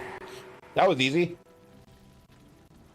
Many thanks, my friend. I'm not sure why those infernal creatures were so intent on keeping me from transcribing those images, but I can't wait to return to my workshop and begin deciphering them. Hey, hey.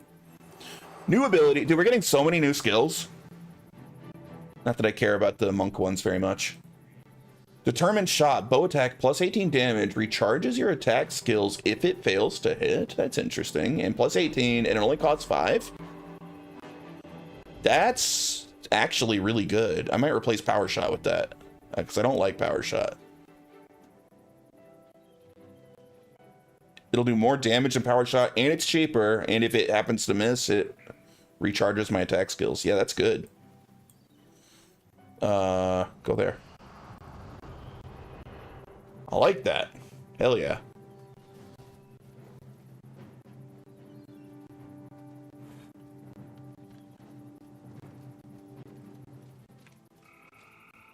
What was I doing? I was doing this one? Yeah.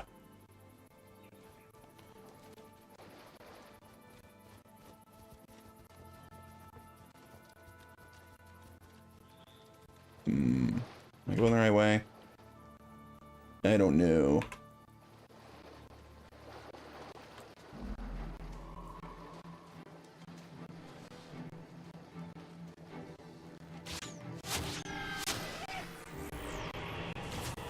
Oh, it's kind of slow. That's the downfall of that ability. It's got like a long charge up.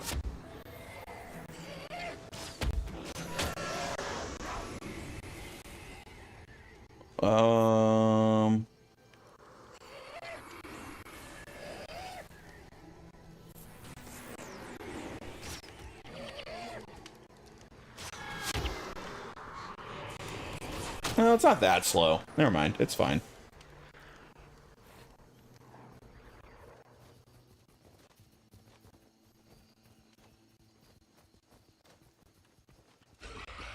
See? Murgoyle. That's new. Dude, that AoE that Mox does is really nice. Mox just runs in there and bashes all of them for like half their health.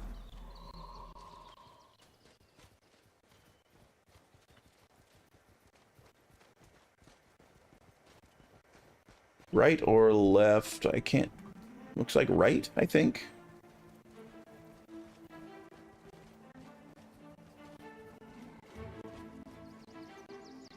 No, I need to get up over on the other side somehow.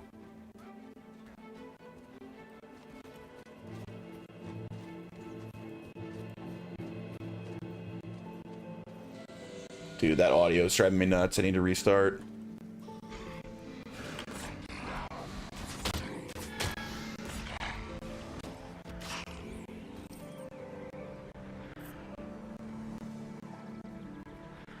I think this is where I need to go. Hey, I got to stretch. All right, Frenchie. A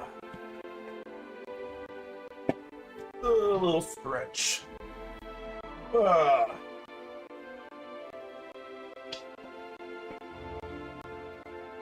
that's a great emoji.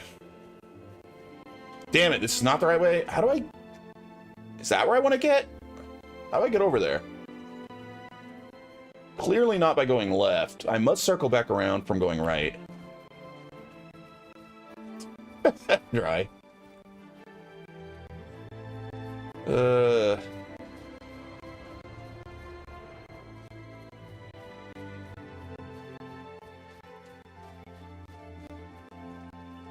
Dry's just stretching.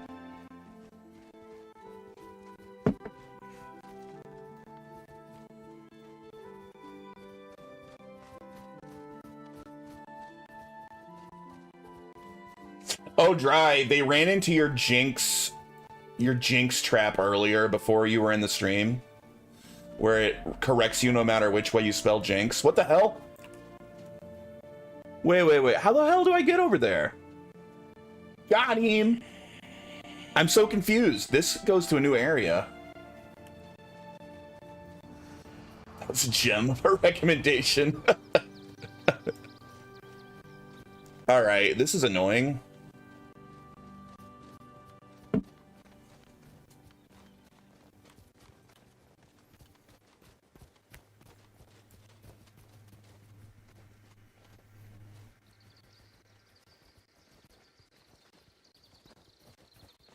Maybe I circle around down here.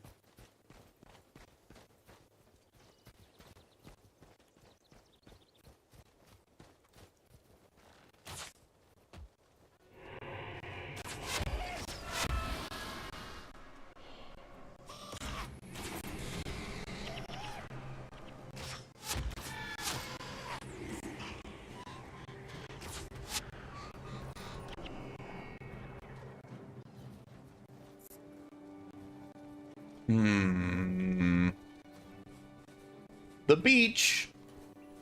You guys want to go hang out at the beach?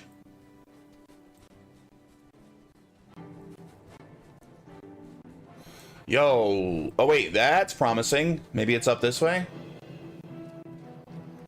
Might have found it. I haven't been to a beach in decades. Beaches are all right. I am, you know, there's always a like beach versus mountains argument. I'm definitely more of a mountains guy if I'm gonna go on vacation. But beaches are fun. I like going to the beach. It has been a very long time since I have as well. Oh my god! There's a friggin'... That's a shitload of these guys. Get him, Dervish.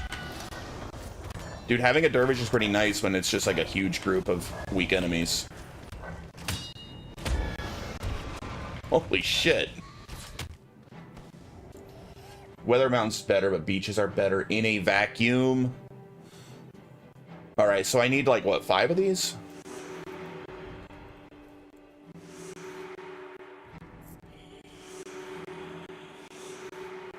Yeah, I think that's all I need. Guess I'll grab that. Anything else in here? We got some money. Money.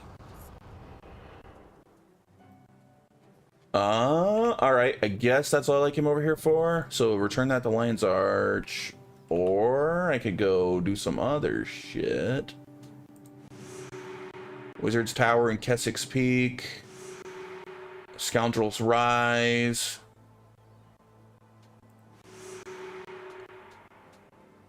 Go to Nebo Village.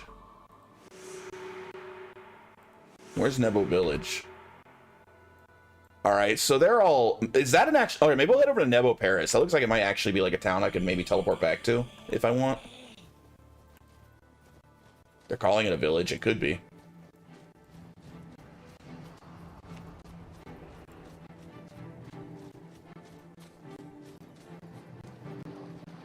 What, considered a tutorial? That was kind of a joke. I was just kind of considering everything prior to Lion's Arch to be the tutorial. What's up, Zerg?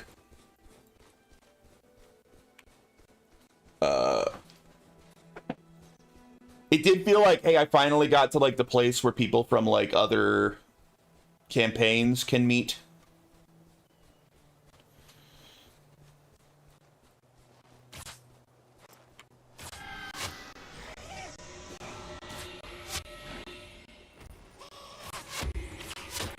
Final Fantasy 1 through 15 or the tutorial for 16. Dude, that'd be a shitty tutorial because 16 plays nothing like the others. 16 plays more like a Devil May Cry game.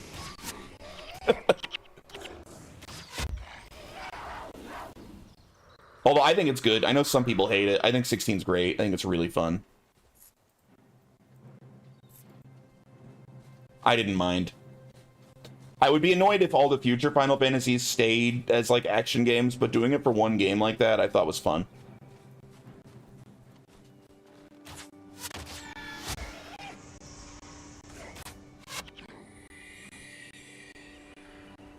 I think it goes in line with their whole each one is different universe. Yeah, I disliked it. A lot of people did. I know a lot of people disliked it, which I understand. I wouldn't tell people like they're wrong for disliking it, but I did like it. But I like action games too. Like I love like Ninja Gaiden games and Metal Gear Rising, like Devil May Cry. I really like those games. Granted, I like Final Fantasy games more, but I didn't mind them doing it for one game.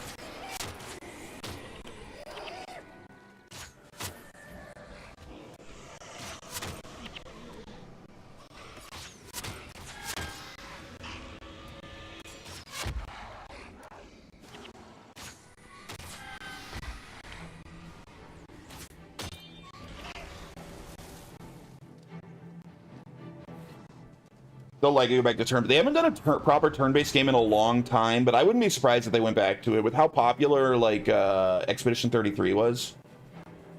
You think they'll make a 16 too? I actually don't think they will. I don't think 16 sold all that well. I mean, you know, it sold well because it's a Final Fantasy game, but I think it sold below expectations. I've come to accept Final Fantasy doesn't want, or they don't want Final Fantasy fans like me anymore. I will likely buy Remake Part 3, complete it, but likely won't buy another outside of that. I'm such a Final Fantasy simp. I'll buy pretty much everything they ever release with that name in it. But I've liked a lot of the recent Final Fantasy stuff. Even some of the spin-offs I think are massively underrated. Like, I think Stranger of Paradise I thought was incredible. I loved Stranger of Paradise. I would love to make more games like that. I wish that they would make a Stranger of Paradise 2 or do like pseudo remakes of more Final Fantasies in that style. Because that was kind of a pseudo remake of Final Fantasy 1, sort of, kind of. I've enjoyed the Final Fantasy since 10. Really? That's a long time ago. Some of my favorites came out since 10. I think 12 is amazing. I love 11. 11's my favorite MMO, if you count it. I like 13. I like 13 2 more. I like 15. Yeah, I like them all. I like 15. I like 16. Like, I agree 10 is better than anything since it, but I think 10's like top 3, right? Like 10's one of the greatest games ever made. So I'm okay with the others maybe not being quite as good as 10. 12 is shit. The characters suck. The game legit plays itself. That I think that's a ridiculous take. The game try to play that game without being very careful with how you set up your characters to play. Like the difference is that you basically program your characters how to act before the fight rather than having to like mid-fight control each individual attack. Like clearly the game doesn't play itself. Like, is this game playing itself right now because I have henchmen with me? Like, because I did way less work for like my henchmen and heroes than you have to do for every character in Final Fantasy 12. Like, way less work. I didn't have to program them.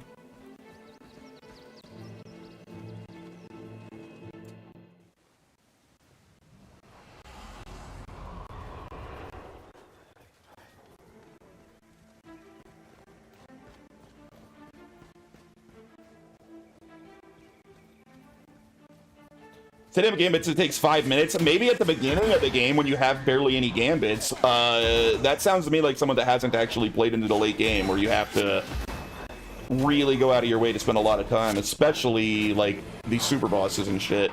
Like, good luck building gambits in 5 minutes and calling it a day there. Yeah, right.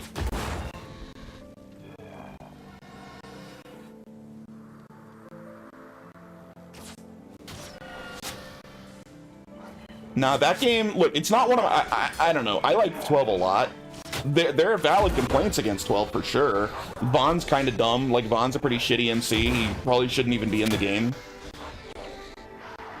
I have beaten the game without clicking a command in combat, just to see if it can be done. Well, of course it can, because you can set all that up beforehand, like... But you're not doing that by saying, oh, I threw my gambits together in 5 minutes and then I just beat the whole game without touching anything. Like, that's a lie. If you did that, you spent a long time getting gambits just right. In which case, of course you can, because then you're just pre-programming your people to fight the way you want, so you don't have to press things during the fight. That's like the whole idea of the gambit system. But you're spending a lot of time setting that up properly to beat the whole game. Or you're following an online guide, which, you know, then somebody else spent a long time for you instead of you doing it yourself, but it still had to be done.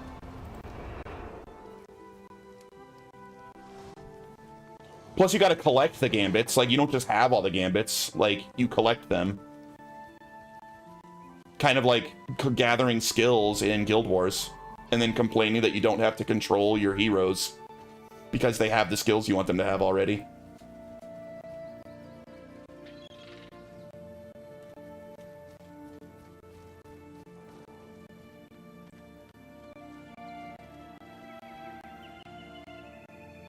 Hey, hero, I'm Ethan the Weaver. Can I interest you in some of my handmade linkets for the settlers? Ah, yes, I've been expecting you. I hope this is the beginning of a much fruitful trade between the Ascalon settlement and our village. I finished making a fully automated factor in Factorio. Now I have nothing to do. Oh, Factor. I didn't like Factorio. I tried, man. Because I like those sort of like automation games, as they call it, like RimWorld and Dwarf Fortress. I really enjoy that sort of genre. I found Factorio really boring. Oh, I see. You're just talking about the Gambit system. I thought you were being serious. Yeah, I see what you're saying. Not liking 12 is fair. A lot of people don't like the combat in 12. But it's weird to like MMOs, like Guild Wars, but then hate Final Fantasy 12 for kind of like taking some of the ideas from those sorts of games and applying it to a different game, right? If you're just like, I hate MMO combat, then sure. But if I hate FF12 because it's a Final Fantasy game? No, Vaughn is maybe the worst MC in all of Final Fantasy, I think. Some of the characters suck, but some are incredible. But, like, the main character kind of sucks in 12. That's fair. I have a matter that needs some discreet help with. 3 days ago in Bergen Hot Springs, 2 members of the Lion Guard were brutally slain. I'm sad I missed that train. I think it's because it's the first Final Fantasy that didn't feel like an FF, especially after the golden age of 4 through 10. It always felt like a Final Fantasy to me, but, you know, I've always liked that they switch it up every game. I like it. There were 4 witnesses, but none of them would speak with me when I interviewed them. I believe that at least one of them might be willing to talk to someone who's a little less official, an outsider, so to speak. I would be grateful if you would travel to Bergen and obtain written testimonies from the 4 witnesses. Will you help me? Sure. Like 12, like I guess Final Fantasy 13 is closer to a traditional combat system, but I like the Gambit system in 12 way more than I like the combat in 13. And I don't think the 13 combat's bad. I think it's fine. But I think 12's system is actually pretty fun.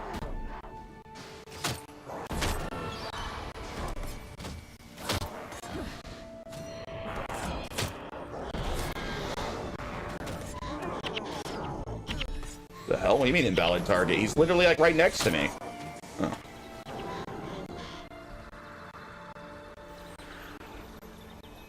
Oh. Bergen Hot Springs. That's gotta be like a town, right? I keep thinking I'll find a place I can teleport back to so I don't have to walk all the way back here from Lion's Arch.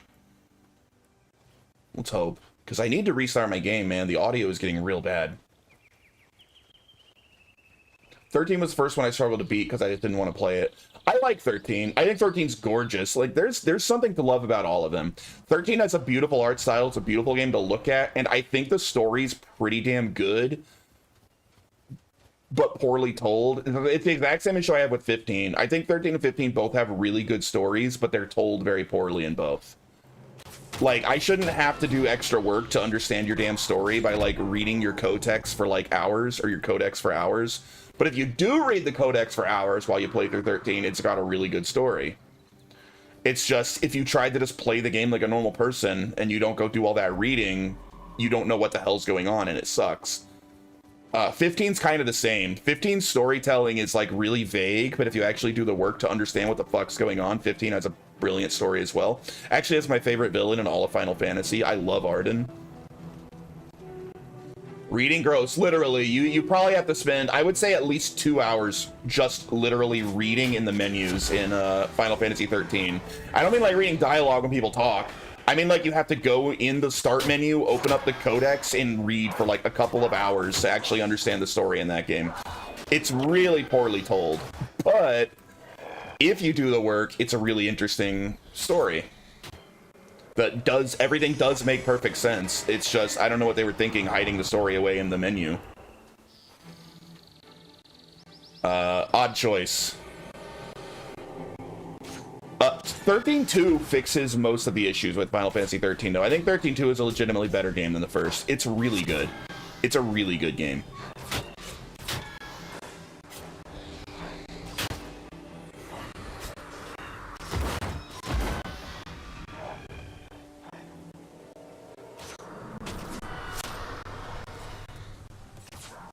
I didn't hate Arden. He didn't come across as charismatic to me as they seem to think he was. I thought he was charismatic, but it was, I know it's a bit of a meme right now, and people are like, oh, the good villains are the one where it's like, arguably, they're even right. Like, I think I like Arden so much, one, because I did find him charismatic and interesting, but two, I kind of agree with him. Like, almost everything he did, it's like, yeah, probably any reasonable person in Arden's position would have done the same thing. Like, he's really not that unreasonable. He wins. Like, that's one thing people love about Kefka. Everyone's like, look, Kefka actually succeeded in destroying the world. I mean, Arden did too. I think Arden's a great villain.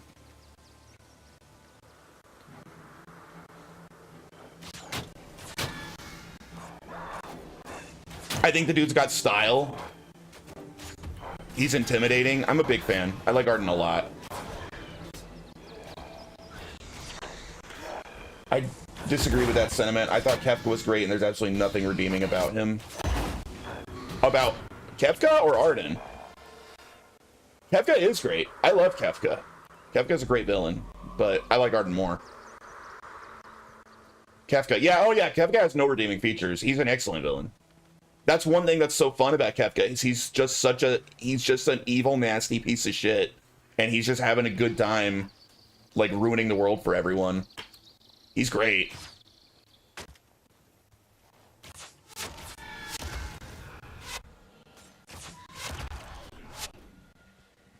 Kefka has no nuance, and that's, I 100% agree. I'm not disagreeing.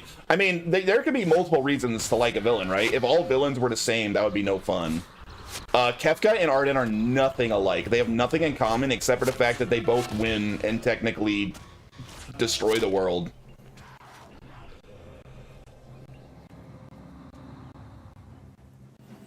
I forgot to ask, are you getting Elliot at some point later when it's on sale? Absolutely, yes. Yeah, I think The Adventures of Elliot looks awesome. I really want to play it.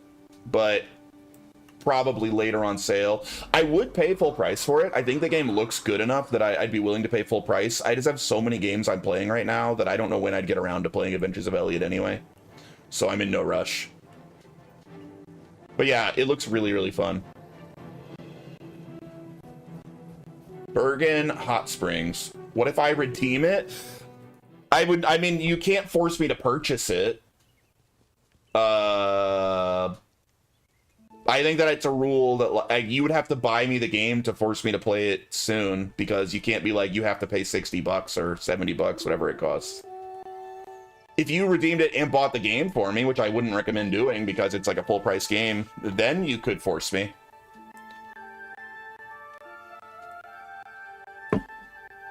Andar Deliod. Why are you speaking to me? Away with you. What can I do to be rid of you? The Hot Springs Murders. I don't want to pay twice for it since I'm planning on getting it. Yeah, I would not. If you have a little patience, I will buy it at some point, but I probably would stream it. It's not guaranteed I'd stream it. It's guaranteed I'll buy it and play it. I guess I don't know for sure if I would stream it. I might play it off stream. But it looks really fun. Why would I speak with someone like you? This is a Crichton matter, and I'll not speak to a foreigner about it. You can deliver that message to your Inspector Caleb if you like. You son of a bitch. We did make it to somewhere we can teleport back to, thank God. Have I played any of those Suikoden games? I bought the remaster of 1 and 2, and I've played, I would say, at least the first half of 1, and I like it. So I'm a little bit, I'm kind of a completionist here. And I'm like, I gotta do every single quest. I tried to do the same thing in Suikoden, and I found out when I consulted a guide, when I couldn't figure out how to do something, that I think I had missed some stuff that it was too late to go back and do now, and I kind of got, like, mad and salty about it and stopped playing. But I was enjoying it until I found out that I had permanently missed some shit, and then I was like, fucking piece of shit, and I got mad and I stopped playing. But it seems very fun. Sorry, I probably played like 10 hours or so into it.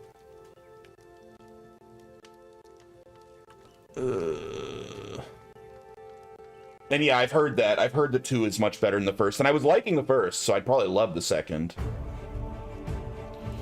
Hey, Sniper Kitty! Thank you so much for the raid! Oh, Minecraft. Oh my god, why do you do this to me, Stars? No.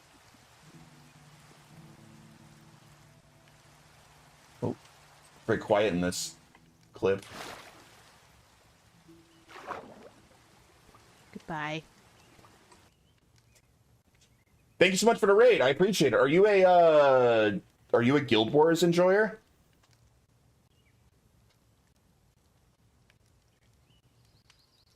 I didn't see anything. I don't know anything. What do you want from me? Who sent you? I've already told Caleb that I didn't see anything or anyone. All I know is I was standing here minding my own business when I heard a shriek. I looked up and saw the 2 Lions Guard lying in a pool of blood. Why don't you ask that Ascalon woman if she saw anything? Because I didn't see anyone, and definitely not any. I just didn't see anything. That's all I have to say. She's known to play some Guild Wars. Very nice. You were playing it a moment ago. Nice. So you've probably been playing it for a while. Sounds like with she's known to play some Guild Wars. I'm playing through this for the first time ever, and I'm having a blast. I'm loving this game. I just have to occasionally have Jinx carry me through really hard missions.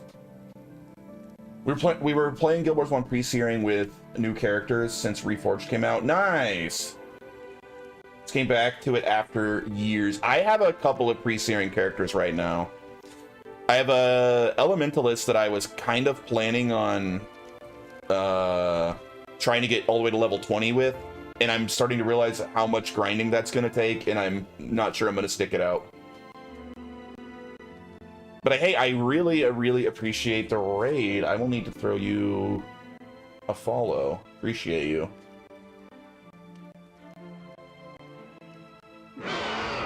Hey, thanks, Try Hard Wizard. I'm loving it. I'm having so much fun. So I played a decent amount of Guild Wars 2 before, but I never really played the original. Thank you. And with the announcement of Guild Wars 3, I kind of got excited and wanted to go back, and my goal is to play through all story content of both Guild Wars 1 and 2 before Guild Wars 3 launches. And I probably have a good 2 years, right? So I think I got enough time.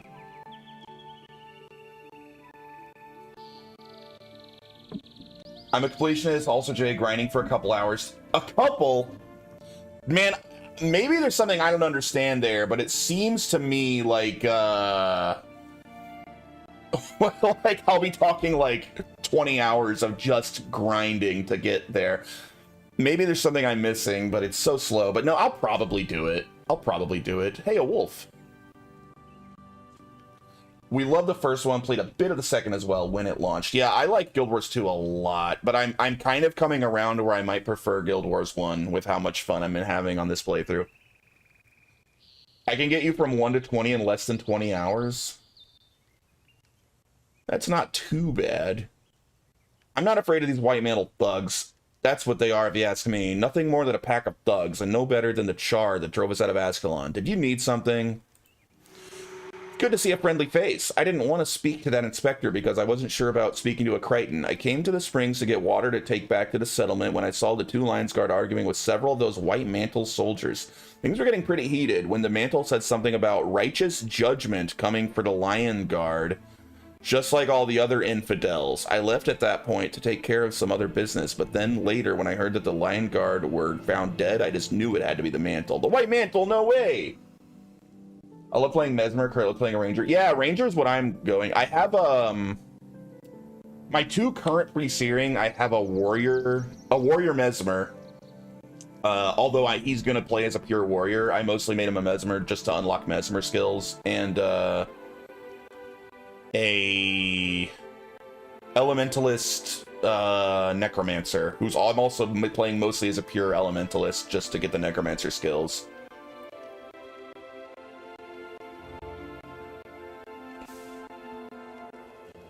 The plan is to keep the Elementalist pre-searing and just grind her up to 20, and I'll probably carry the Warrior out once I unlock Devona, which is like all I have left to do, really.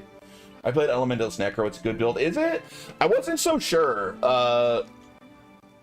Maybe I'll give her some Necro skill, like a pure Elementalist. Playing as Ellie now, don't know what subclass this time.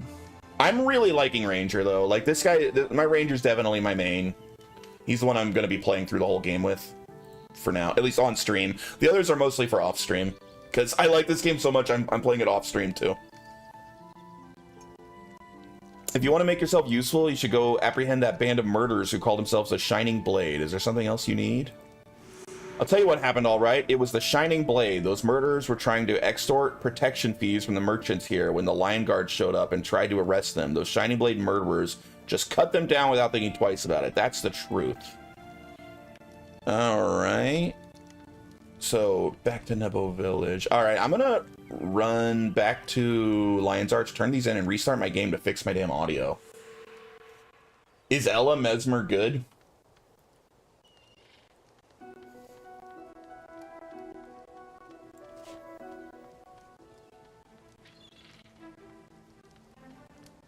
I know I had some shit to turn in here.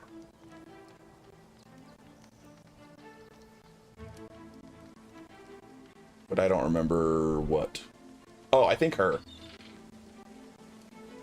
We're playing with a friend who has never played it before and he doesn't know about Ascalon yet. Oh, shit. How long are you gonna stay pre-searing? Are you just, like, doing all the quests, or... Because, you know, that's kind of wide open. You can leave after, like, 2 quests, or you can stay for dozens of hours. Thank you. These shards are very important to my research. Now leave me to my work. Soon all will be revealed. All right, I need to restart my game to fix my audio. Every 90 minutes, my audio gets shitty, and I have to restart to fix it. I don't know why. Probably one stream away from completing it because Reforged added new content. Yes, the new dungeon is pretty fun. Or never leave like a bunch of my characters. Yeah. Oh, processing shaders. Was there an update? That's weird.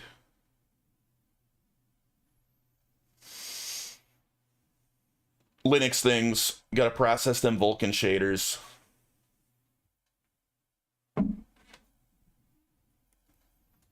There was an update in the last hour. It was spamming it in my chat. I was absolutely not reading it. All right, my Vulkan shaders might take a minute or two to process. I'm gonna go grab more coffee. I'm gonna go on a brief BRB. I'll be right back.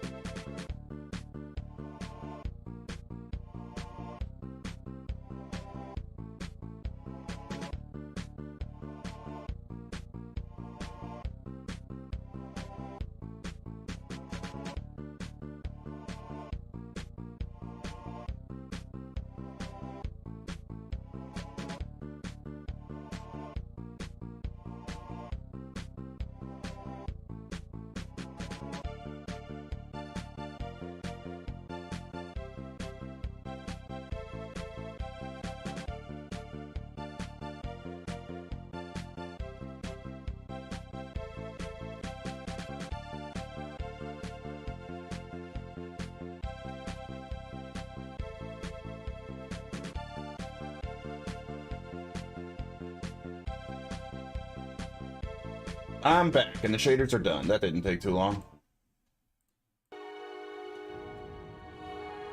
Yeah, in game, I hadn't been paying attention. So yeah, I have this girl is my current. She's level 10. She's the one that I kind of want to get up to level 20 pre-searing. And then I just made this guy, made a warrior who's almost done with pre-searing. I like to do all the quests. I still need to unlock Devona with him, and then I'll probably move him on. Warrior's awful secondary for a lot of classes. But we're sticking with my Ranger Monk for now. Got the raid and run. Hey, thank you so much for the raid, Sniper Kitty. Have a great day. I appreciate it. And the follow. I think you followed. Thank you.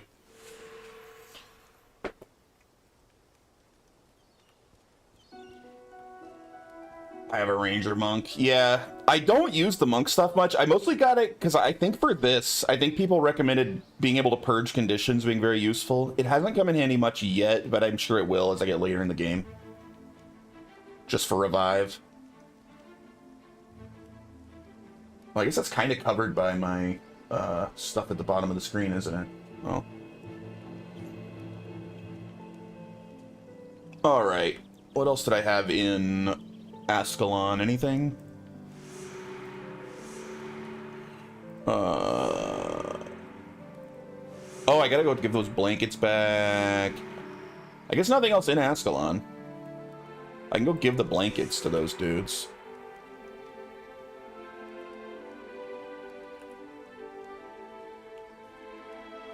Oh, I need to get my henchman again because I restarted.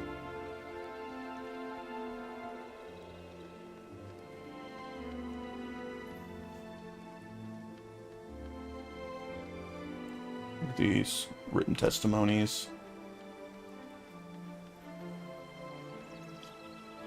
All right, we will get Alessia. I like you, Alessia, even if everyone else hates you. Orion and Claude. Claude, kill my enemies. Make no mistakes.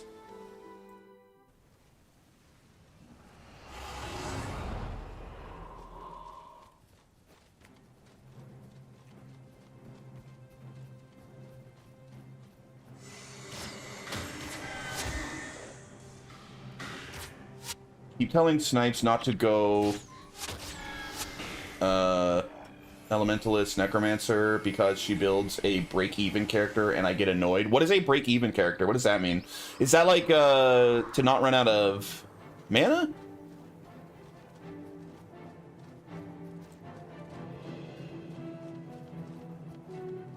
I'm not sure what that means.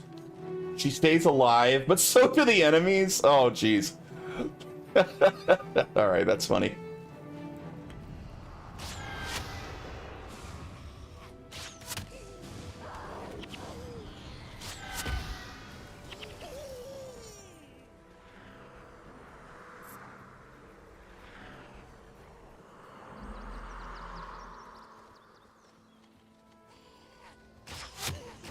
It's like a Paul build.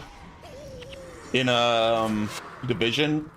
Dude, I've been playing like any Division for like the last week. I'm not at all tired of that game. I'm not over it. I want to play it. I still don't have time, dude. There's not enough time for every game I want to be playing. Paul likes to make the game as hard as possible on himself. He does. Which is weird because he's already bad at video games. They'll be hard for him even if he actually made a good build.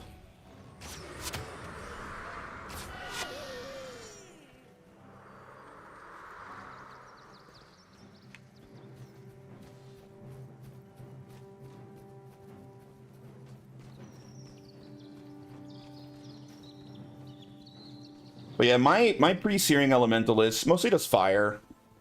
I mostly just throw a bunch of fireballs at people, but I have so few skills that there's not really much else I can do, right? I only have the pre-searing skills. I'm wondering if I should hold off on trying to get my level 20 pre-searing character until I, like, have more skills for whatever class I'm doing. Like, if I made a pre-searing, another pre-searing ranger now, I would probably be decent. Because I've actually unlocked some ranger skills. Like, I can have better skills. Like, I only have, like, opening skills for my elementalist. It's just a long grind regardless, yeah.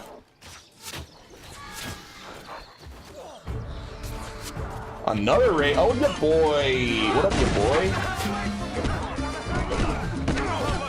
What the hell is that? Is that? Oh, GTA. You're out of here.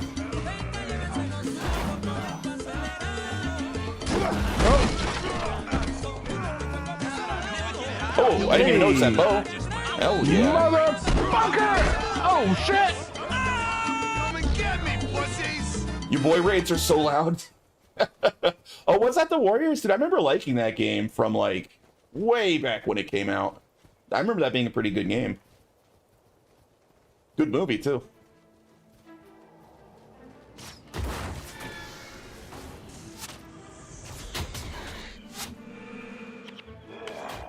He's a brother that's bad at good games, and you're the brother that's good at bad games, balanced as all things should be. He only plays like little indie games and like friend slop games, though. He doesn't play like real games, you know?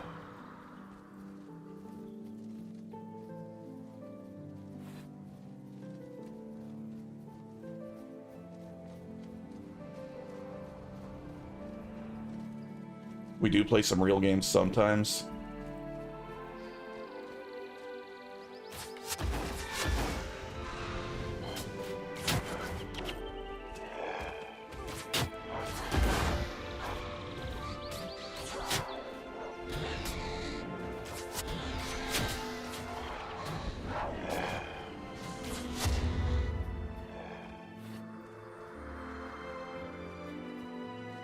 I think I want to go left. Oh, fuck. Playing Halo together. I mean, Halo's great. I'm not convinced that that remix is not going to be absolute garbage, but, you know, we'll see, I guess. I have very, very little faith in Halo Studios. I don't even like calling them that. I think it's annoying that they changed their studio name because all the games they made are bad. Like, that's going to help. I'm convinced it's going to be fun regardless of new story. 4-player co-op with 4-seater warthogs is better be good. I mean, sure, at the end of the day, it's not going to be a bad game because it's Halo, right? Halo Combat Evolved is a good game. They're probably not going to fuck up the physics or anything. It will still be fun to play, but, like, the question to me is more like, is there any reason to play it over the multiple versions of Halo we already have? Like, it's confusing to me because it hasn't even been that long since we got a remake of Halo 1. Like, we have the Master Chief Collection, which plays fine now. It's just kind of wild to me that they're doing it again.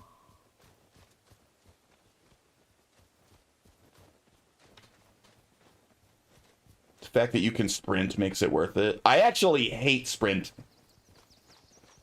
I don't like that they're Call of Duty-ifying it. If you want your guy to move faster, just make the base movement speed faster. Don't add sprint. Sprint's dumb. Like, Doom 2016, Doom Eternal didn't need sprint because they just let you move fast. Like, just do that. That's a way better solution.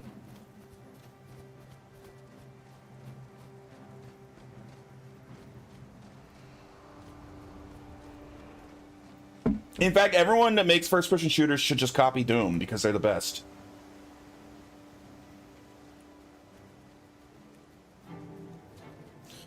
If they mean you don't go through that one mazy level 3 times, I'll be happy. I love Combat Evolved, but that level, they make you repeat. They will definitely still make you repeat everything. There's no way they're going to shorten it. If anything, they're going to elongate it, right? Like, they're adding new missions as well.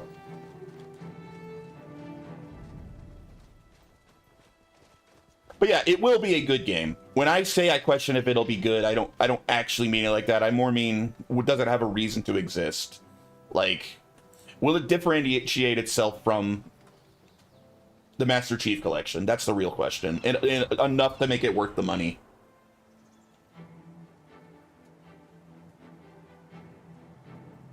So yeah, Halo's a great game. Halo's a legendary first-person shooter. These blankets will be put to good use. Thank you for securing them. You're welcome.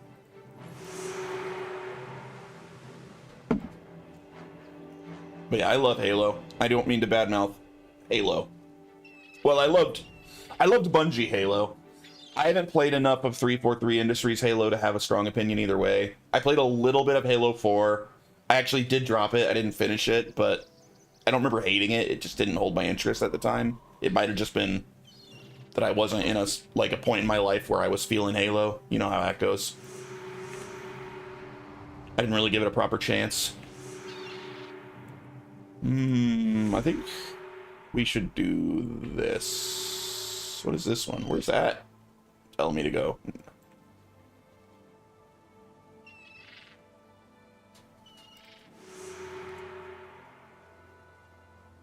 I'd rather repeat the Beach Warhog level 3 times. Dude, that's a great level. Agreed.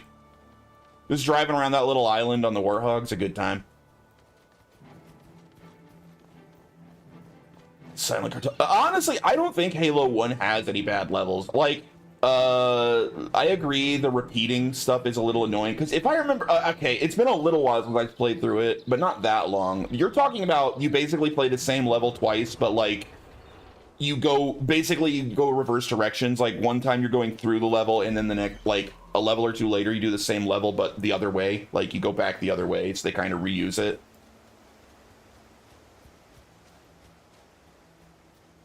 Yeah, repeating them. Agreed. Repeating them, it does get a little like, hey, wait a minute, I just did this. Villainy of Galroth is a long journey. Okay, got it. So we'll get around to that one eventually, probably.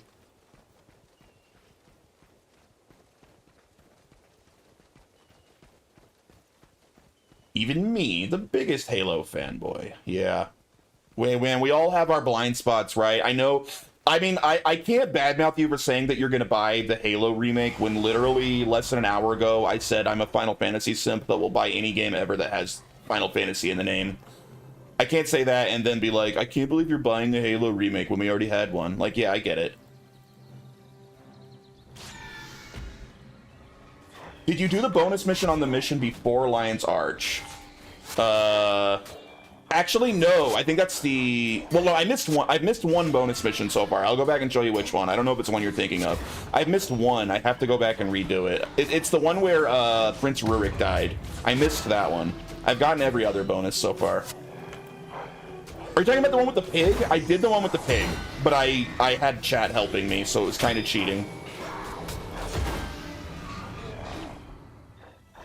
We found Oink. But the one before that I missed. Yeah.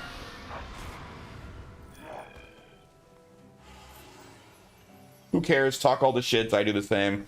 No, I get it. You love you some Halo. There aren't very many franchises. Well, I will basically buy them no matter what. Final Fantasy might be the only one. I would have thought Doom was one, but then I was like super not pumped at all for Doom Dark Ages, even though I eventually did buy it on sale. I'm kind of not super pumped about it. It looks so slow-paced compared to every other Doom. The one where you're in the canyon river in Undead Rise Up. So I missed the one for Frostgate. That's the only bonus mission I've missed. I got the Gates of Kryta one, which I assume you're talking about, right before Lion's Arch. And I got all of them before that, but I missed the bonus on Frostgate.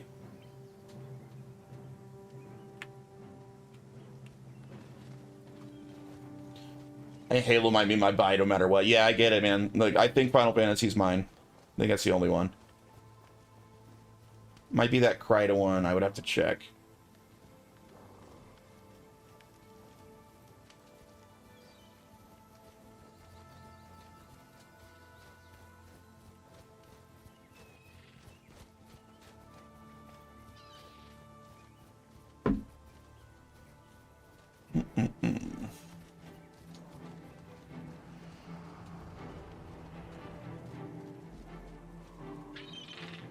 What's up, Inspector Caleb? Dude, I want armor like that.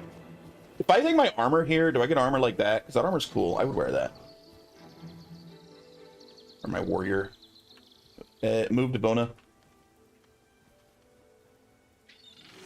You're back. Well, I have been replaced as the investigator in this matter. You should speak with Inquisitor Gilead. He's in charge now. That's suspicious as hell. Although, speaking of sick-ass armor... although, I don't know about the way that his helmet... I thought it was like a mustache, but he does have like a weird colored lip. This sort of looks like a mustache with the helmet.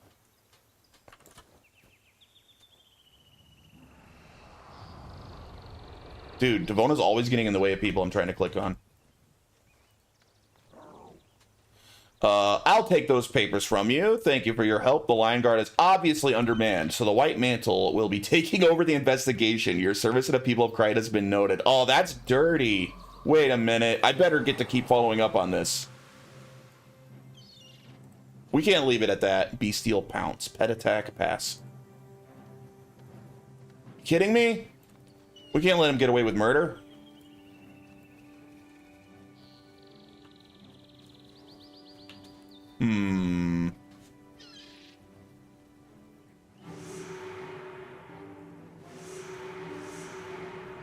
Well, I guess we'll head over to Scoundrel's Rise?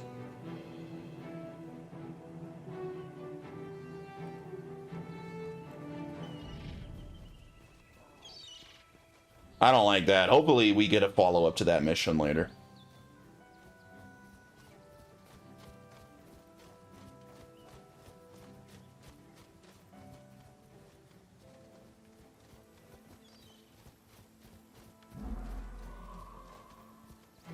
Trying to think if I have any other buy, no matter what's other than Final Fantasy.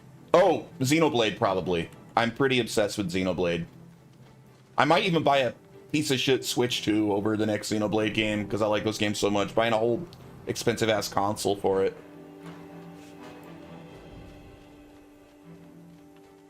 I know, the Switch 2 sucks, but Nintendo owns the best developer. FromSoft's my always buy. You know what? FromSoft was my always buy prior to Elden Ring and Night Rain. I mean, Elden Ring's not a bad game at all. Elden Ring's a good game, but I like it less than all their previous games. And then Night Rain was just, like, not that good. And now they're making another multiplayer game. Why are they becoming, like, a multiplayer developer all of a sudden? What the hell? Delesio Seaboard. That's a long way. Should I just go from Land's Arch?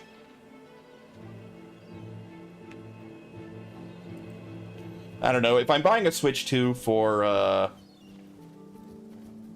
Xenoblade anyway, maybe I'll probably end up getting their Switch game, but I need more Bloodborne. Bloodborne's very good. I like Dark Souls and Sekiro. Sekiro is, I think, their best game, but my favorites are the whole Dark Souls trilogy. I thought that Elden Ring was a downgrade. I didn't like the whole open world shit. I don't like the boss design as much. Still a great game, but I think it's pretty weak for FromSoft. And then Night Rain was just like, meh. Dark Souls 1 is tied for my favorite game. I always say my favorite game is a three-way tie between Dark Souls 1, Final Fantasy 9, and Metal Gear Solid 2. Those are my three favorite games.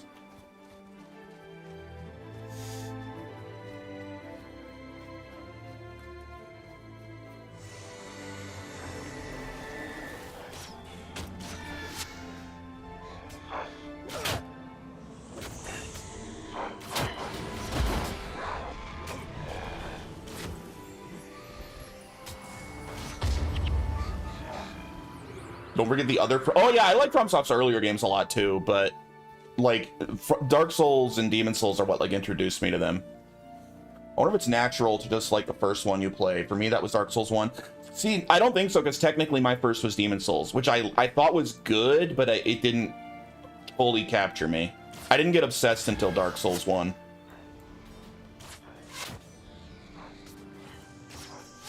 I just thought Demon Souls was like a pretty cool PS3 game, and it didn't go much further than that for me at the time.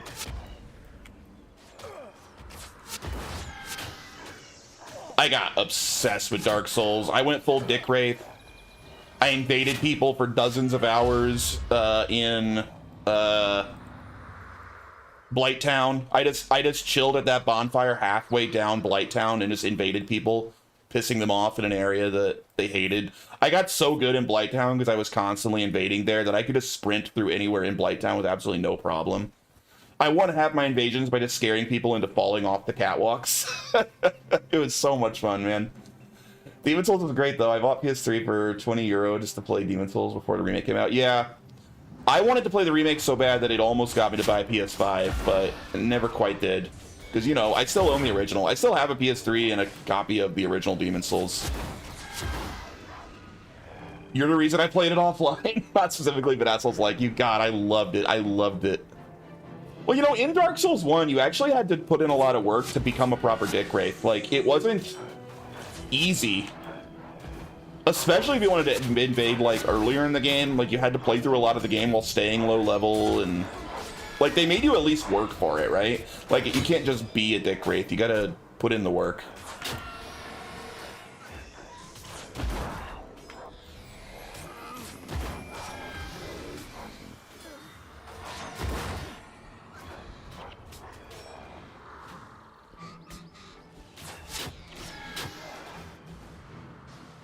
Because you have to beat the Four Kings to join. You were good at the game, but still an asshole.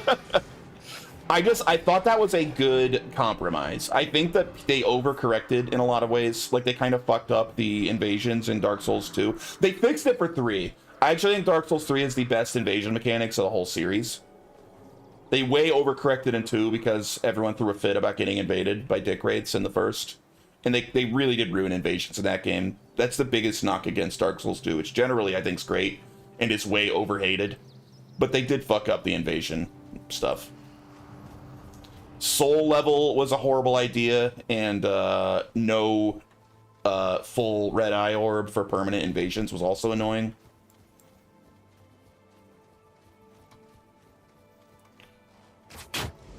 My favorite coven ever is the Mound Makers. 100% agreed. I was a Mound Maker in Dark Souls 3. I love that. I love that. That was such a fun covenant.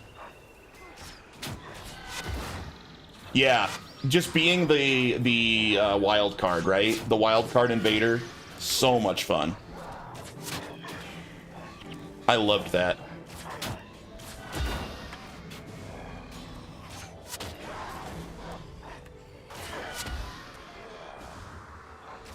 You were grinding. Well, yeah, 3 times, that's your problem. I probably played Dark Souls 3 for like 250, 300 hours all told, and I never got all of the achievements because I just didn't care about the achievements.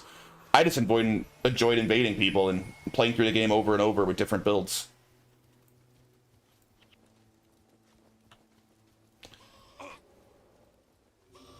I swear to God, achievement people are crazy. Like, if I'm having a bad time going for achievements, I stop going for the achievements. Achievements to me are fun if it's like, I want an excuse to keep playing this game because I like this game. These achievements are like a fun extra goal to go for to give me like more reason to keep playing, right? Beating the Super Boss guy in New Game Plus Plus was really hard. Super Boss guy in New Game Plus Plus in Dark Souls 3. Are you talking about like Gale? Or are you talking about like the unnamed king or something? I don't know what you're talking about, the Super Boss guy for the achievement. The Dragonlight, yeah, the nameless, I kept saying unnamed king, yeah, nameless king, yeah. Great boss fight, great boss. I really like Nameless King, he's a lot of fun.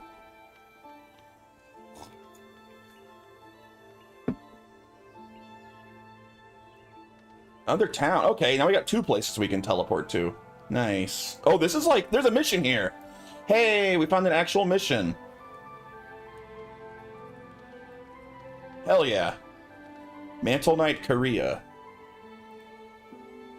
Justiciar Tarimo told me about you. It is the will of the unseen, no doubt, that brings you here. For we are greatly troubled by the rising tide of undead that has beset the countryside. We need a message sent to the confessor in the temple to the west, so that he may consider how best to provide these lands, or how to protect these lands. You've witnessed for yourself these undead abominations. I would like you to travel to the Temple of Tolerance and tell Confessor Dorian of all that you've done and seen. If you're ready to undertake this task, gather together a party and activate intermission in the party panel. I will answer any questions you have. The Scepter of Ore. Recently, a group of white mantled scholars uncovered what they believe to be the Scepter of Ore, a powerful artifact once possessed by King Reza, the last king of Ore. Bro, we're going to learn so much more about Ore soon. Well, soon. With Guild Wars 3. I How did it get lost in the first place?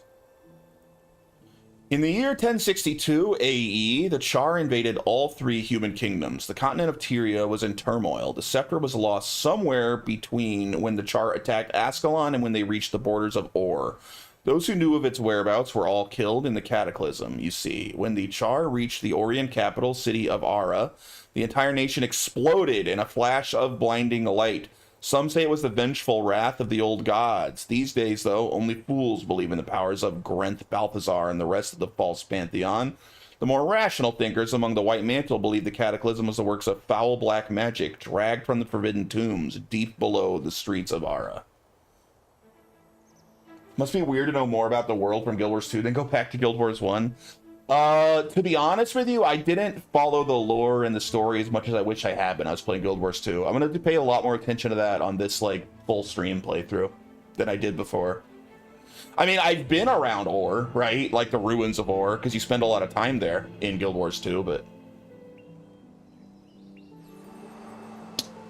why do the undead want the scepter? In the right hands, the scepter is said to possess the power to command creatures from the underworld. Either that or, and I shudder to think, they have much grander plans. Whatever the case, I'd hate to see the Walking Dead with an artifact of such power. We have enough trouble with them as it is. How can I help? The scepter was taken to the Temple of Tolerance to be examined by Confessor Dorian, but we have received word that the undead are marching toward the temple. The tale of your recent heroics is known widely among the White Mantle. We would be indebted to you if you would venture to the temple and inform the Confessor of the pending undead invasion. I'm on my way. Your service to the White Mantle will be greatly rewarded. Neat. I don't know... Bandit trouble. Ah! I'd heard there was some trouble in North Kryta province, but I'm much aggrieved to hear how ineffective the Lion Guard is at protecting our people. Here we are, the White Mantle, taking on the greatest of crises facing our land, the Walking Dead, and the vaunted Lion Guard cannot deal with a few brigands? I'll send a few men to inquire into the matter, and in the meantime, give this token of Janthier to the peasant you mentioned. While she bears it, the Unseen Ones will pay her special attention. Cool.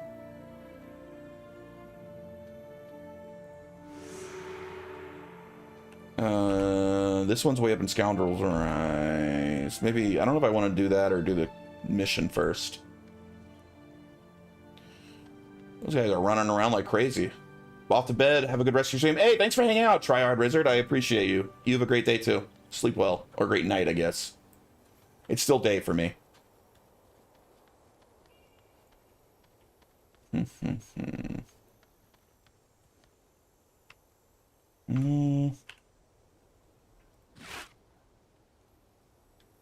1321 armor plus 7. God, no, my current bow's just too good.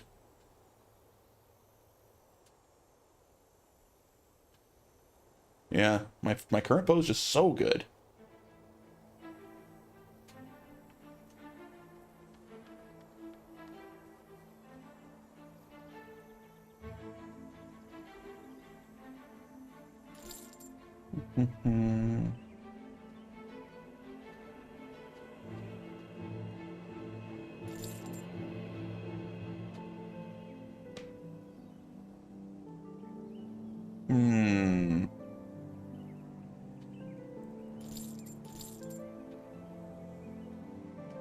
Let's, I haven't been salvaging like I should be. Salvage this. Can I get anything good out of it? Bow grip of shelter, armor plus pheasant versus physical. Hell yeah, give me that. Neat.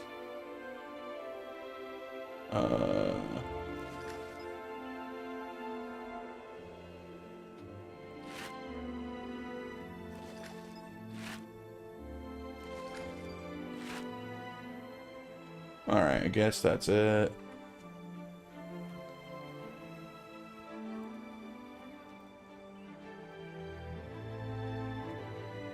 There we are.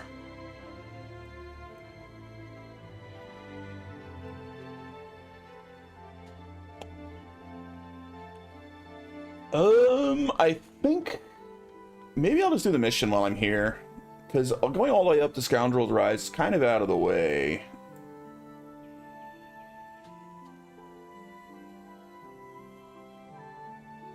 Honestly. Sure, let's do the mission. I could also turn in Bandit Trouble. That's on the way. So maybe it's not so out of the way. Nah, we'll do the mission. Alright, enter mission.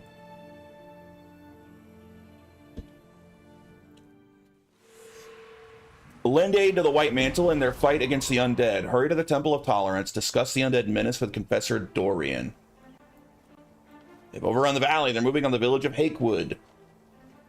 Hopefully I can find the bonus objective for this mission.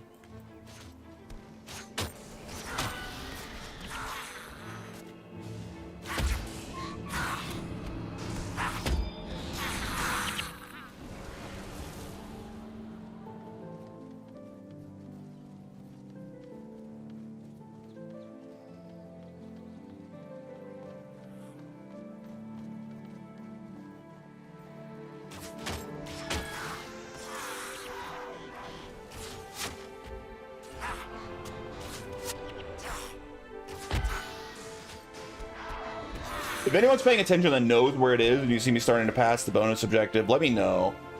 If I don't have to redo these missions to get the bonus objective, I would rather not redo them. If I have to, I will.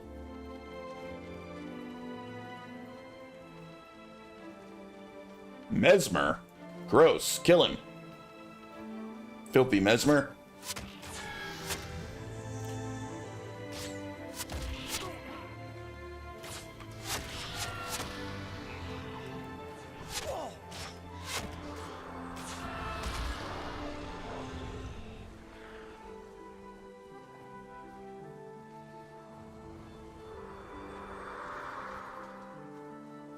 I wonder what these, like, little stone circles I keep seeing everywhere around Kryta are.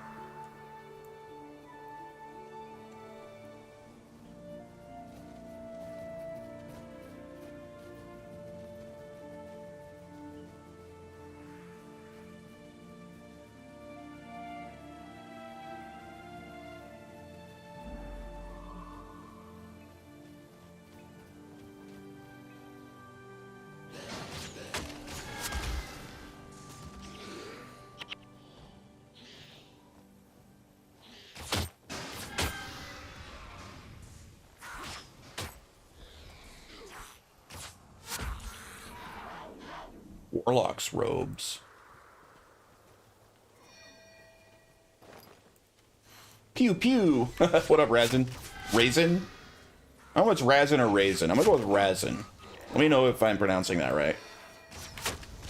I'm indeed pew pewing my way through this game. Rosin? Rosin. I don't like raisin. Fair enough. I like raisins. I like, that's my favorite cookie, oatmeal raisin.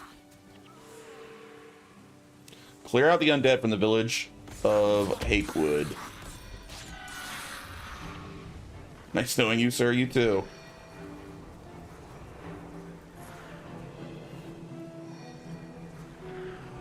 How do I like Ranger? Oh, I'm enjoying it. I'm new to this game. This is like my first, I've never played through this before, right? So this is my first character that I've ever played beyond, like, pre-searing. But I enjoy it quite a bit.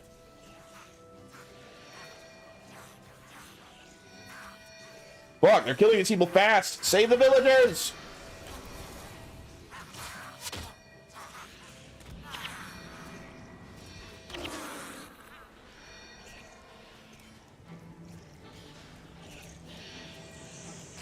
Take your time, let me know if you want a necro buddy. Hey, I'm always looking for people that are into this game. I'm playing through it all in order. I'm trying to do like a story-focused playthrough, right? So I'm trying to pick up all the lore in the story. Doing every single quest if I can. And I'll be playing through it in order of release. So I want to do all of Prophecies before I touch the others, then all of Factions, and then all of Nightfall.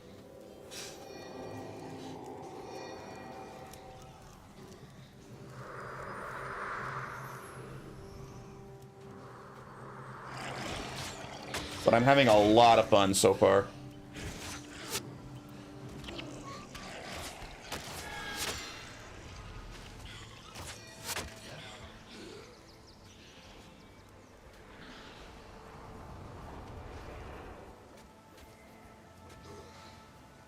And yeah, necromancers seem really strong in this game. Necromancers seem pretty cool.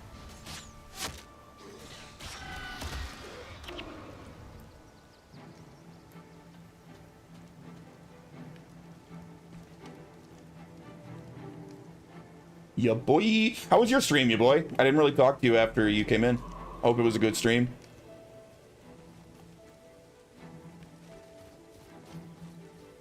Where are you going, Benji?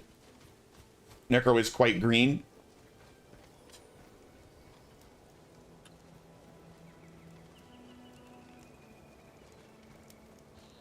All right, I was playing Death Road to Canada. I have heard good things about that game. I've not played it myself. Bonus, deliver... Oh, I found the bonus! Deliver the village's offering intact to the statue of Melandru. You saved my life, thank you. Most of the White Mantle don't understand the old traditions, but you seem different. There's a small offering out behind the Hakewood in our ruined farmhouse. Just follow the path out the back gate to get there. Could you take it to our local statue of Melandru? Be careful not to drop it. Don't drop it? What if I get attacked? Alright, where's the back? I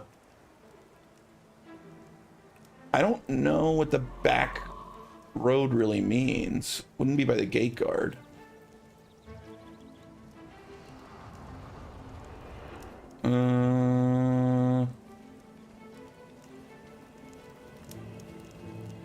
We'll look around.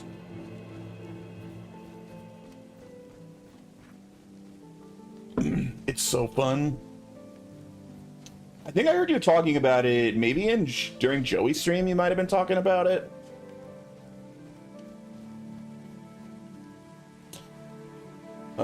Follow the path out the back gate. Oh, the back gate. So it probably is behind the gate guard.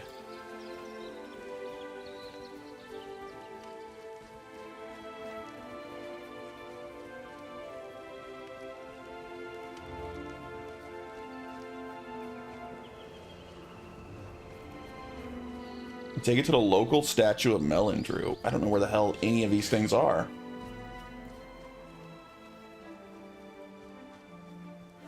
I'll let you through, but leave at your own risk. I'm not letting any more of those boneheads get to my home. Is this the back gate or the... That's not the back gate. I think that's the front gate. Where the hell is the back gate?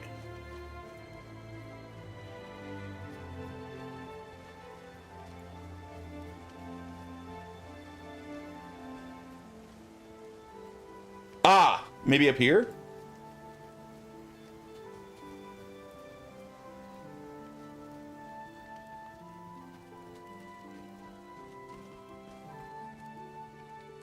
This looks promising.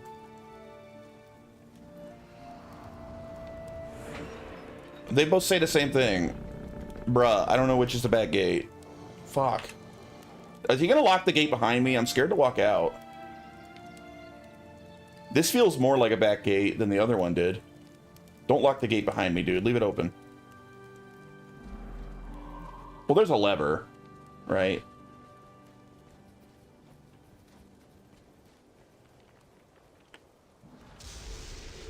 What the fuck? Where are you going? Why am I missing?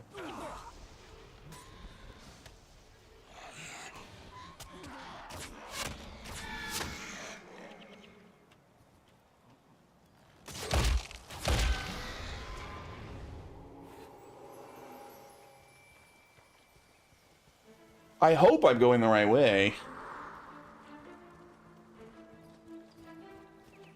Any Guild Wars chads know? Am I going the right way for this bonus objective?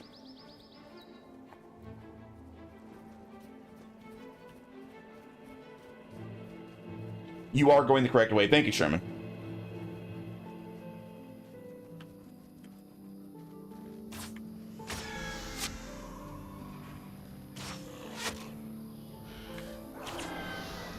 Once you pick it up, don't drop it. So, like, even I can't set it down at all. I have to carry it the whole way. Okay.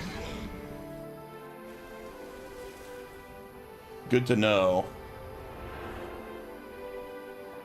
This means I have to hope the Goon Squad can keep us safe.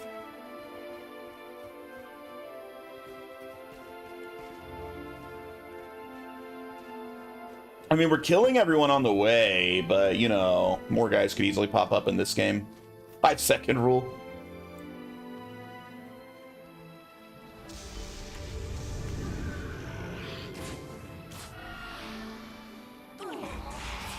Why am I missing so much? They must have a skill that makes me miss.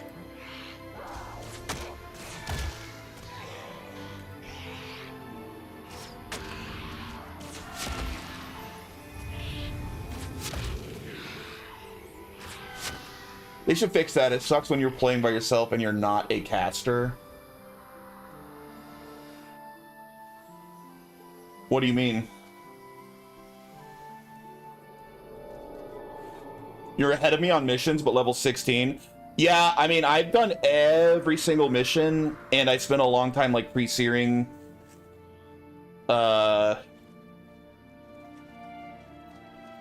I'm doing every quest. I say every mission. I meant every quest. Like, I do everything, so I'm not surprised. I've been skipping nothing.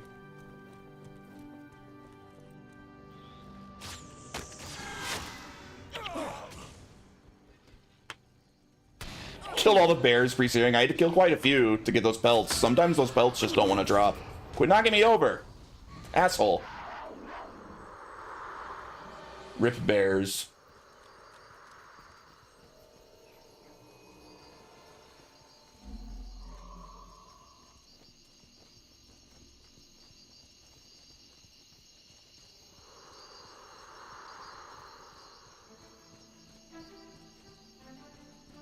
Actually, I found on my one of my current pre-searing characters, I thought I did every quest pre-searing, but I think I found an NPC quest giver on one of my current guys when I was just screwing around, walking around Old Ascalon, that I think I missed with this guy.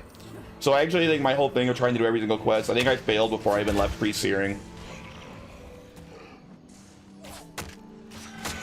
There weren't, like, anything special. They were really, like, super basic, like, go here, talk to this guy type quests, but I don't think I did them on this guy.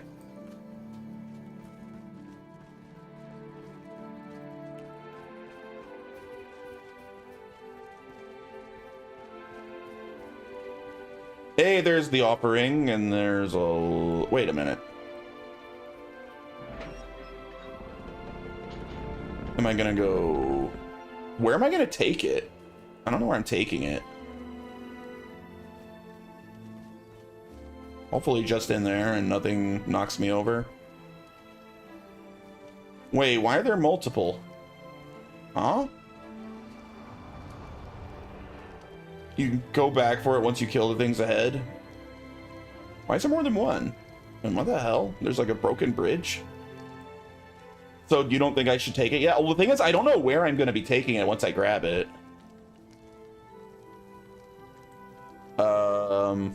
I guess through that gate I just opened?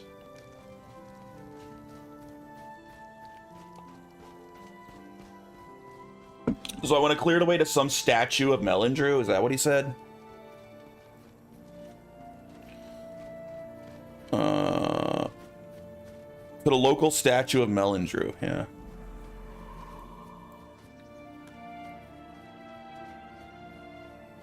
But I don't know where that is. Oh, enemies.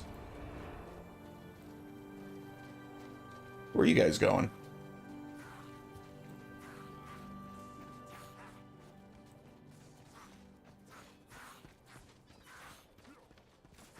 That guard just got absolutely ganked, dude. He did not see them coming at all. I don't know how he missed it, but he did.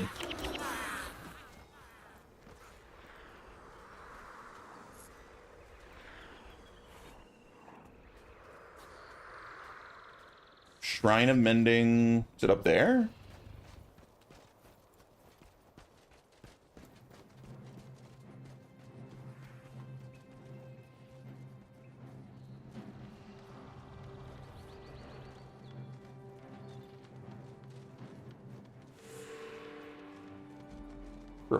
Protect Confessor Dorian from the undead. Okay. Guy looks like the freaking Pope. Yo, that guy, he's like a conquistador Pope. That guy looks awesome.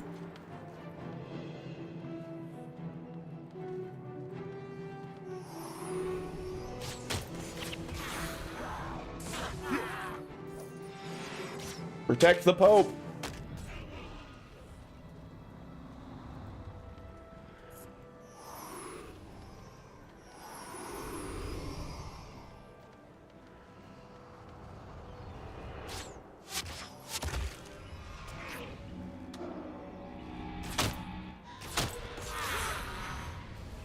You leave the Pope alone.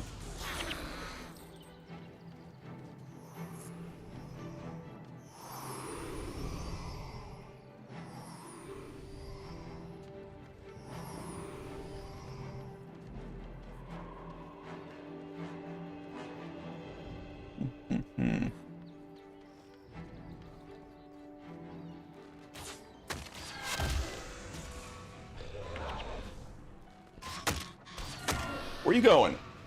It's going after the Pope. Stop them!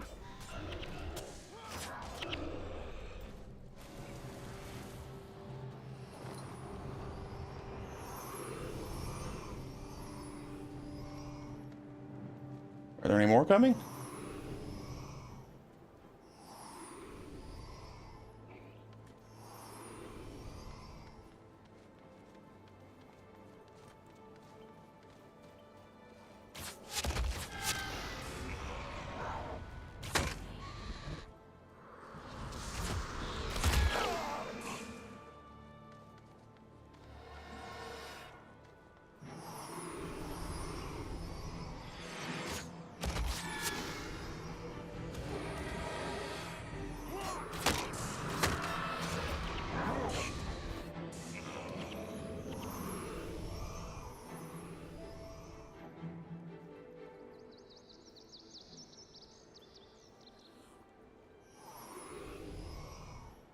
And imagine if they all attacked at once instead of like 3 guys at a time. This might have been tough.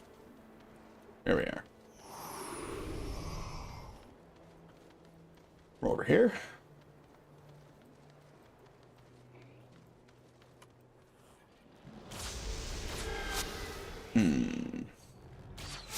How am I missing? Quit missing.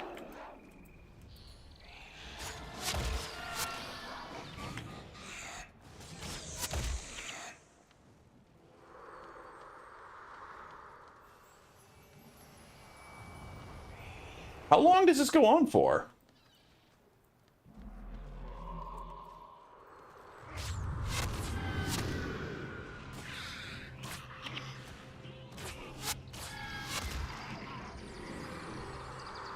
Oh, he looks like the last guy. He looks scary.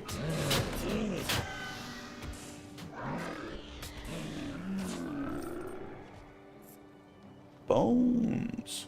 Goes on a while.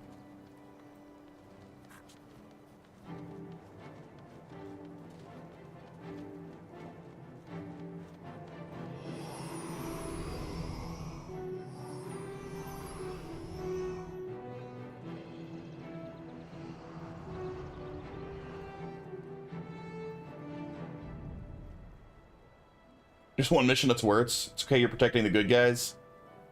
That's not suspicious at all that you would word it that way.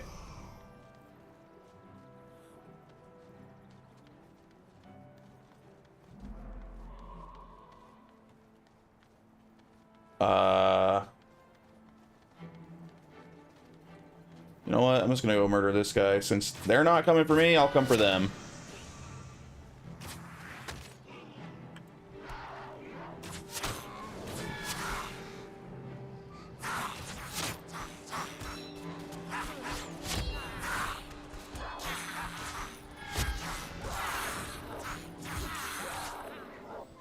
Oh, more guys came. Sorry, Confessor. I hope you're all right over there. Watch him die, and I'll be so freaking mad. You better stay alive, dude. Okay, he's fine.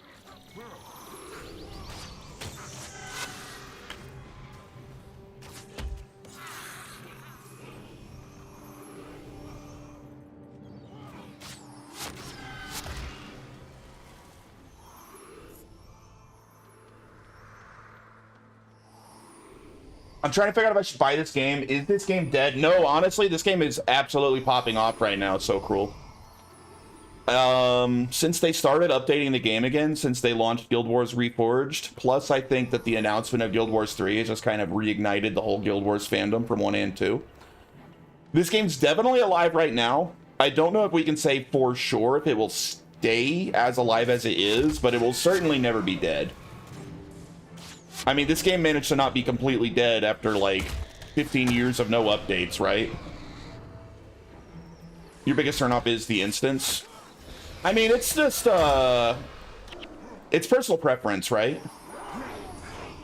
This game isn't really a true MMO. If you're looking for like a true MMO, that's not what this is. This game's more similar to like Phantasy Star Online, like the original.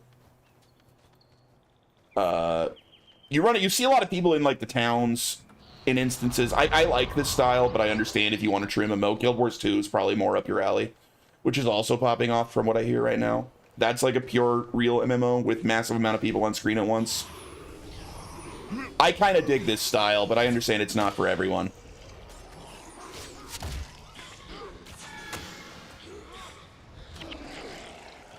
Me and all my buddies from Classic WoW won't enjoy Reforged. Yeah, if that's what you're looking for, probably not. I mean, you can all play together. You all share an instance, can go run through the world and do missions together, but it's more like a multiplayer cooperative RPG than like a true MMO, honestly. Guild Wars 2 is a true MMO.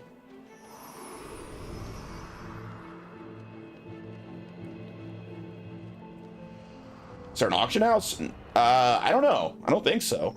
You'd have to... The other people can probably answer that better than me. I never tend to mess with those too much, even in regular MMOs. There's not. Okay. There's definitely trading. But I guess not an official auction house.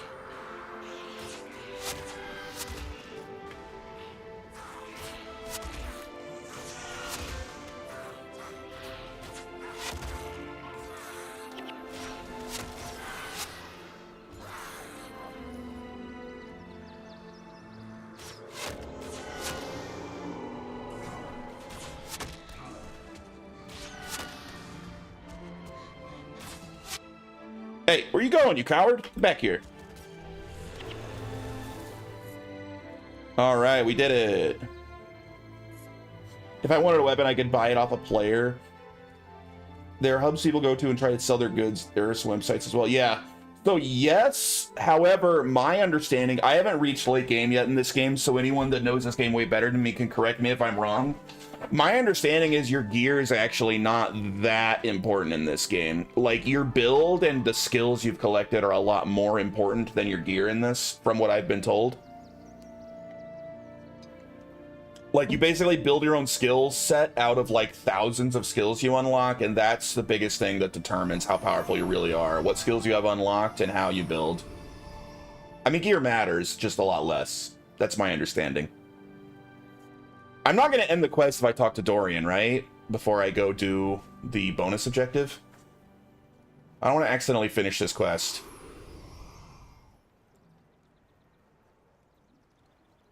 Maybe I should go deliver the offering first. You can talk to him? Okay, cool.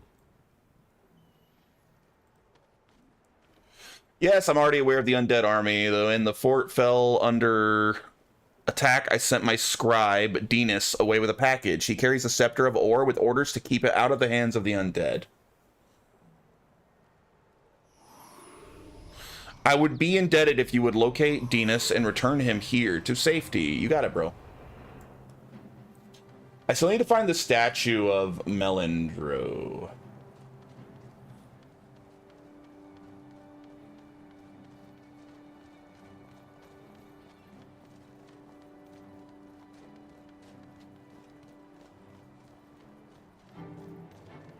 The bonus objectives are a really cool addition to the missions in this game, but dude, they stress me out because I really don't want to have to redo the missions if I miss them. So I'm like so hyper focused on making sure I do them.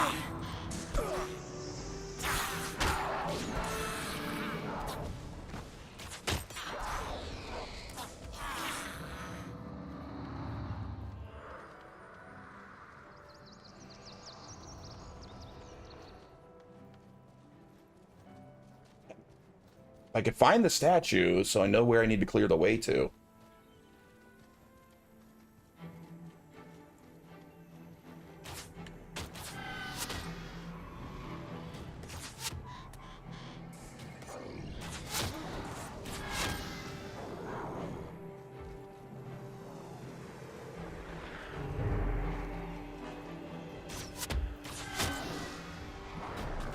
I will say if you keep going the way you are, the mission could end. Ah, thank you. I'll go back the other way then. I just want to find the damn statue.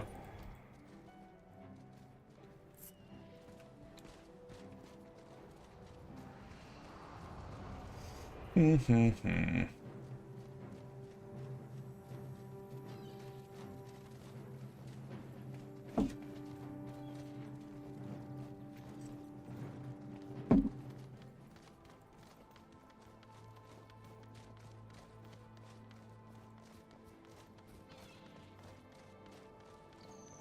Maybe down here?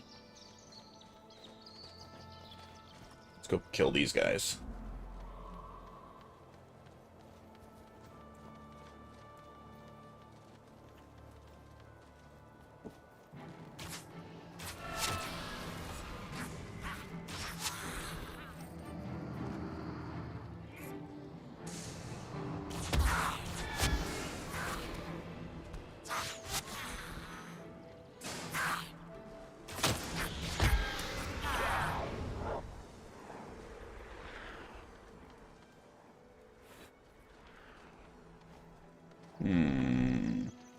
I mean, I wouldn't think the statue would be on the beach, right? Maybe out there, I guess. This isn't where I would think it would be, you know? This doesn't feel right. If don't want to walk around and find it, just say so. I don't know how much. I guess, yeah, sure. You can just tell me where it is.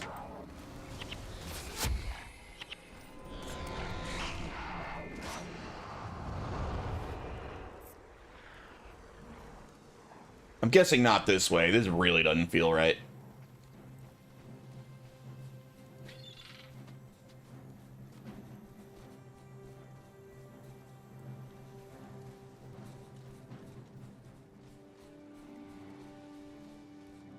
Ooh, is that like a little super enemy? Level 17 guy. Kill him, boys. The mission doesn't do a good job showing you the statue, but it's just across that broken bridge. Oh, that's what that was? I mean, I saw the thing across the broken bridge, but I didn't realize that was the statue. Yeah, that really wasn't clear. Okay.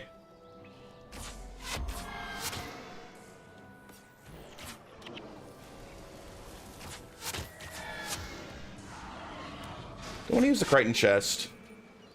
Why not? Oh, I don't have another key. The wrong kind of keys. Okay, so that was like back here somewhere, I think. Or was it over here? No, I think it was back here somewhere. I think maybe there.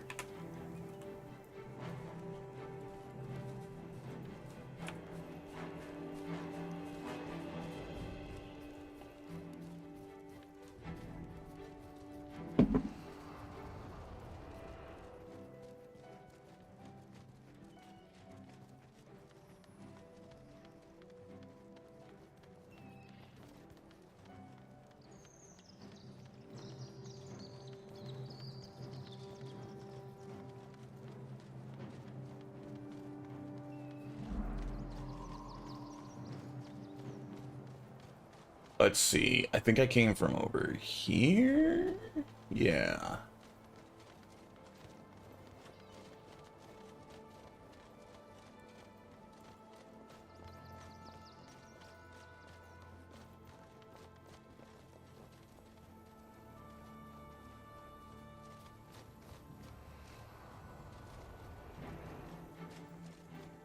So probably back here, maybe. I'm pretty sure that's where the broken bridge was.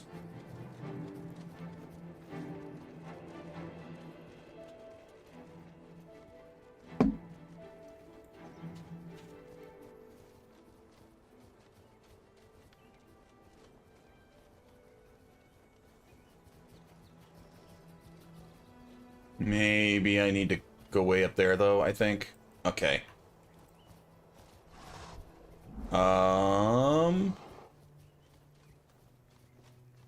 So I need to go up here and across. Wasn't that kind of where I was? Where you're like, hey, wait, if you go that way, you might end the mission. Because clearly I need to be up there, right?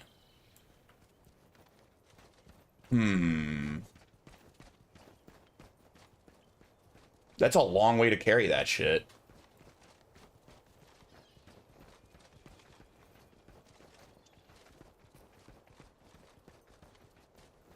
This makes me wish this game had mounts right now.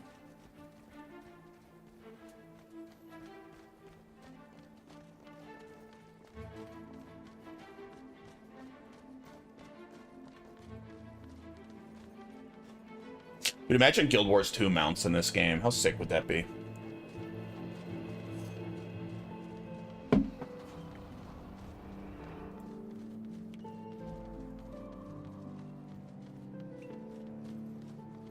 Ah, this way. I see.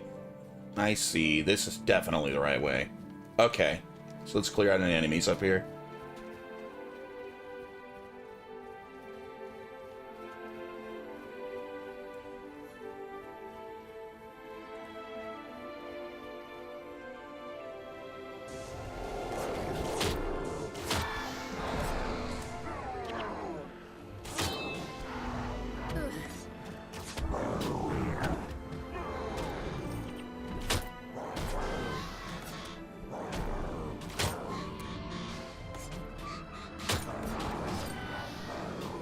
You guys have a lot of health.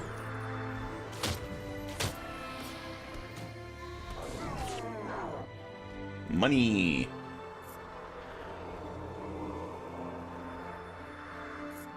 Over here, maybe? This feels right. Maybe not, actually. I might have turned a little too soon, maybe? Yeah, no, that's not right yet. We're getting closer. I can feel it in my bones. Yeah, look at that. That's cool. Up here?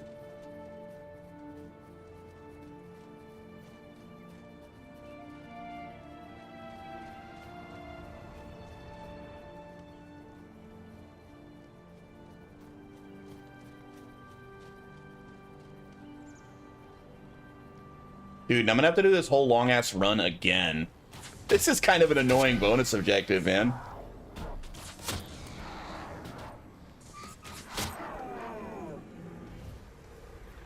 Okay, is this a broken bridge up here? It's gotta be.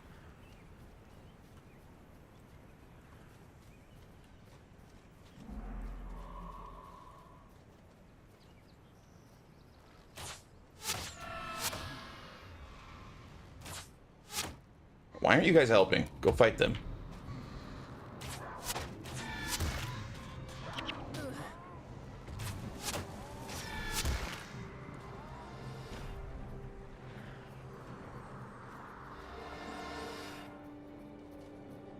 Dude, it would have taken me so long to find this. I'm glad I just asked. This would have been such a pain in the ass to find on my own. There it is.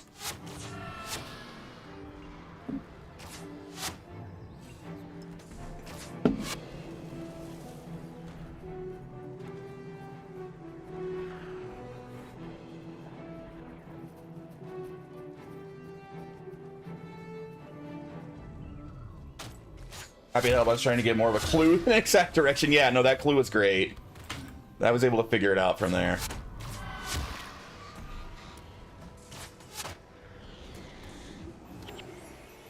All right, way's clear. Now we just have to spend 15 minutes running all the way back and then running here again. It's a long way. It didn't take a while. All right, here we go.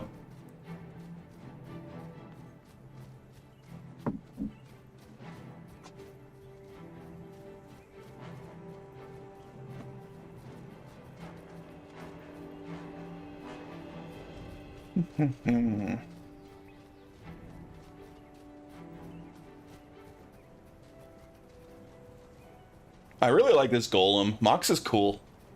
Although he's so big that he covers up half my goon squad by his sheer size.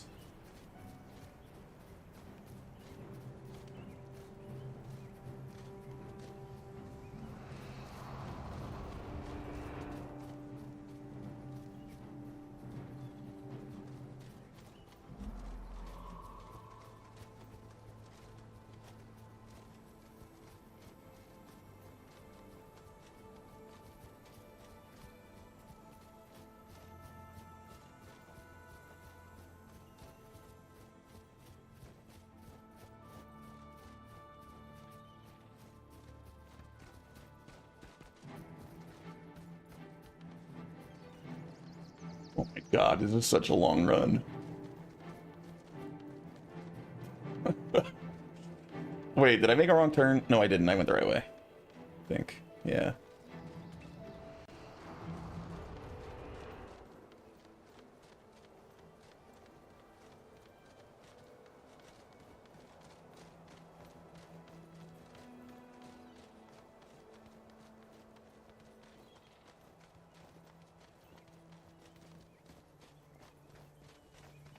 So today's my Friday. I have to work tonight, but then I'm off tomorrow and Thursday. I'll be doing Guild Wars both days, because I always do Guild Wars on my weekends. One of the next 2 days, probably Thursday. Although if I wake up early enough tomorrow, maybe tomorrow, but probably Thursday, I'm doing an extra long, probably like 12-hour stream. As a celebration for my affiliate anniversary, which I technically missed because it just snuck up on me.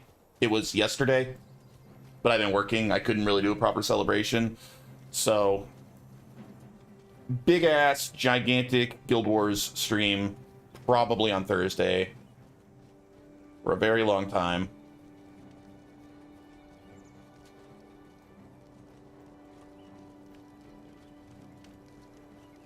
Alright, now let's rock all the way back.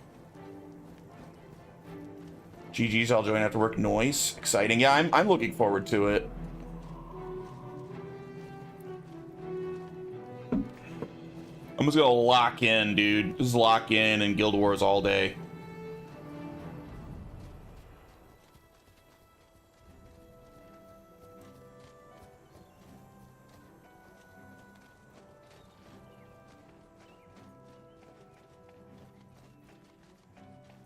Maybe make some serious progress through prophecies, which I imagine I still have a shitload of time left in this campaign.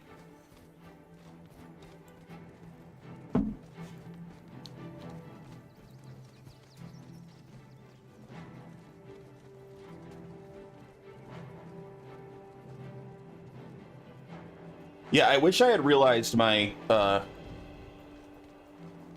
affiliate anniversary was coming up yesterday. I would have taken the day off work had I realized it ahead of time and done it yesterday.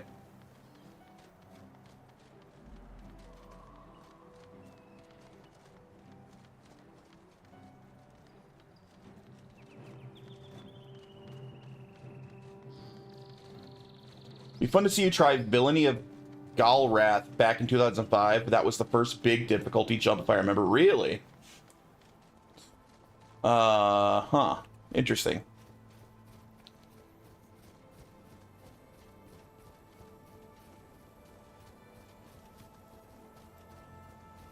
I wonder if they will ever, you know, are they taking suggestions on Guild Wars Reforged? Like, I know they have a lot on their plate right now, but maybe once things calm down and they've done all like the general updates they want to do, they should consider some sort of like progression server type thing, which I know would work a little bit differently here, but I wonder if they have all their old balance patches and stuff like on record where they could be like, this is Guild Wars with only prophecies existing, and then it'll be just prophecies for, you know, 6 months or however long it originally was, and then you know, and then factions releases, and then like you just kind of play it through like as it originally released. That would be pretty sick. I'd be really excited if they ever did something like that. Their studio named 2 weeks, yeah. I wonder if anyone suggested a progression server type thing. I know that'd be a bit unique with Guild Wars because it's not like a strict progression. You could always just like buy just one of the campaigns back in the day, but they said they don't want to do that. Well, fair enough then. And they're probably not going to do it. Hey, we did it. I wish they would. I like progression servers, but it's all good. Like, I always wish that, I talked about Final Fantasy XI a lot today, but dude, I would lose my mind if Square Enix actually did a proper Final Fantasy XI progression server. I would be so excited. But they won't. I think they would have by now.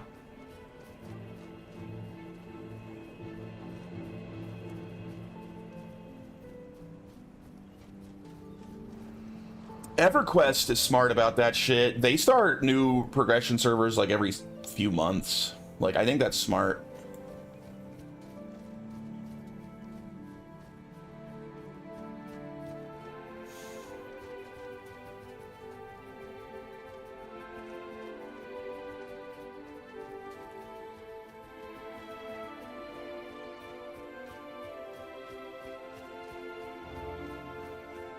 Did you hear that Micron, Samsung, and SK Hynix have all been issued a class action lawsuit related to the RAM shortage? I did hear something about that, yeah. I didn't look into the details.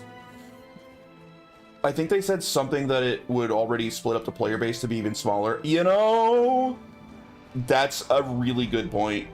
That's valid. I buy it. That's not a bad point at all. That's a good reason not to do it. But yeah, I did hear something about that. I don't know the details on like who is suing them, if they actually have like a good case or not.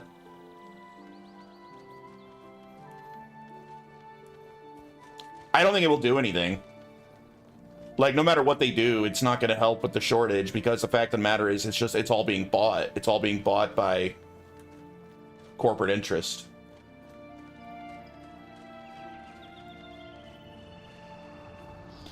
Is this the new Skyrim? What up, Rocket Sukakis? No, this way predates Skyrim. When did Skyrim originally come out? Like 07 or something? I think this game came out in like 2004, 2005. So it's a few years ahead of Skyrim.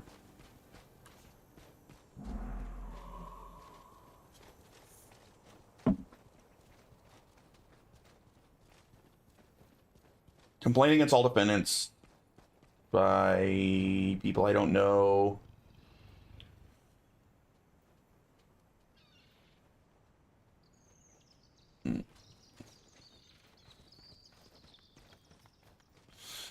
Hello, Droog Stone Club.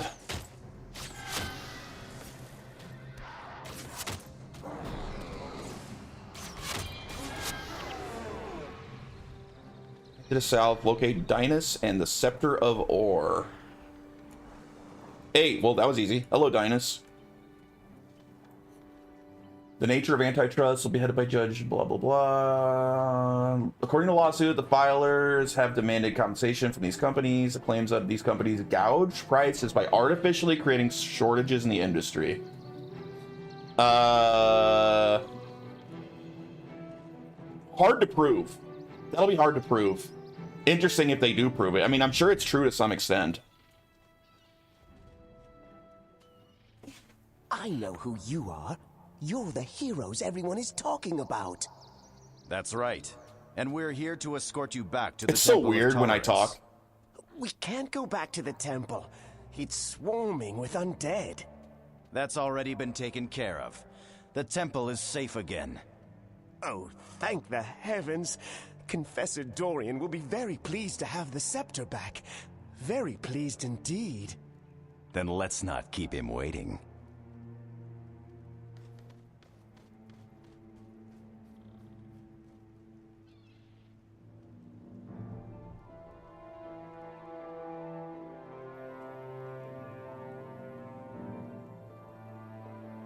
I love the little in-engine cutscenes in the missions.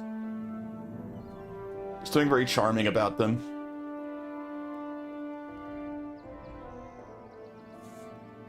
Hey, thanks, R. I appreciate it, man. My actual celebration's going to be on Thursday, probably, even though it's the wrong day. You have taken great risk today, placing yourself bravely in harm's way. In the face of overwhelming odds, you and your comrades chose the hero's path. And for that, I am in your debt. For your service to the White Mantle, it is my great pleasure to induct you into our organization and bestow upon you the title of Knight of the Mantle.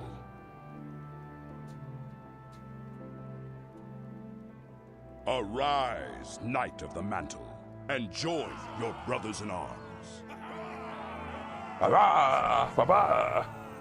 We're a Knight of the Mantle. You still getting them this early? Getting them this early? I thought it was only on the day of... Huh? I don't understand what you're saying. Oh, the affiliate stuff. Apparently Zara just saw it. I don't know. Yeah, I don't know. But I'll be doing my celebration, I think, on Thursday.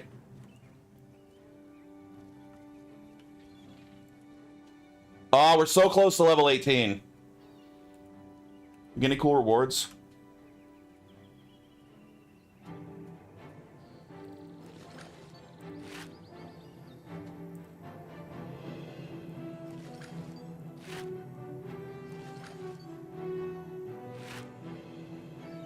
What's this? Insignia monk. I guess I'm half monk, even though I don't use my monk skills.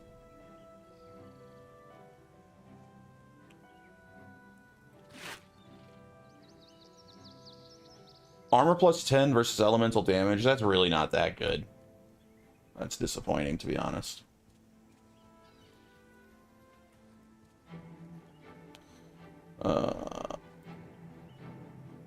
I've been kind of saving, like, my insignias and stuff. Wait, Ranger Rune of Minor Wilderness Survival. That ain't bad. I mean, I don't really use survival, but I'll hold on to it. How much money do I have? I'm getting kind of rich, dude. 18 platinum?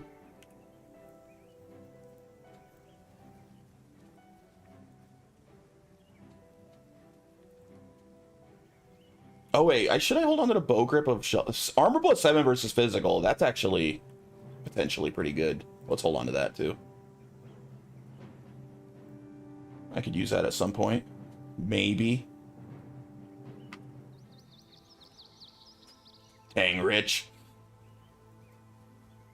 I mean, that's one of the bonuses of doing every quest, right? I always have lots of money. A joke. What do you get when you cross an owl with a bungee cord?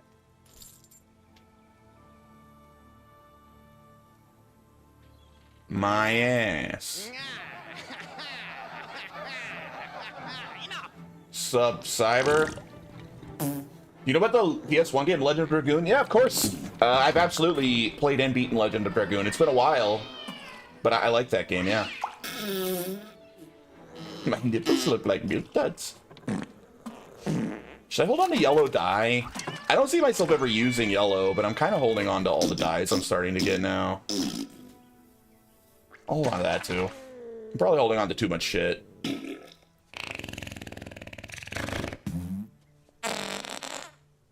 Inspired to clear my old quests. It's a lot, but I mean, I'm doing them because I enjoy them, right?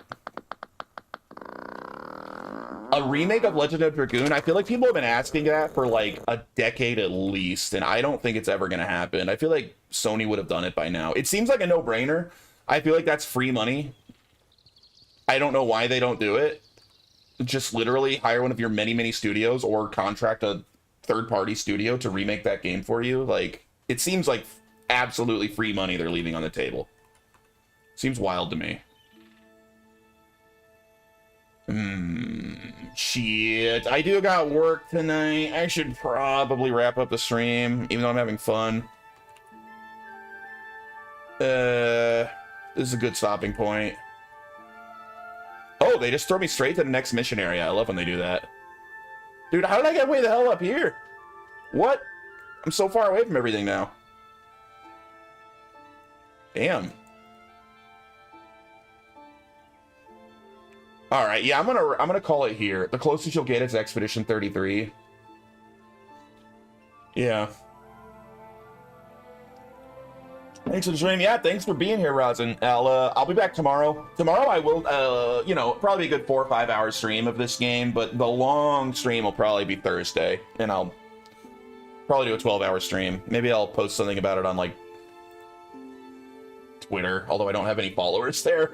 You can see on my Discord for updates. I'll put an update on my Discord if you're interested, if you care. That's a good place, usually, where I post updates. But yeah, hopefully I will see you guys tomorrow and Thursday. I wish buying skills for heroes wasn't so expensive. That's one reason I want a lot of money, because I'm trying to buy every skill as well. All of my ranger and monk skills, at least on this character. All right. Hey, thanks for hanging out, everybody. Have a great rest of your day. Hopefully I will see you tomorrow. See you later. I'm sorry to leave right after you got here, Cyber. Have a good day, dude.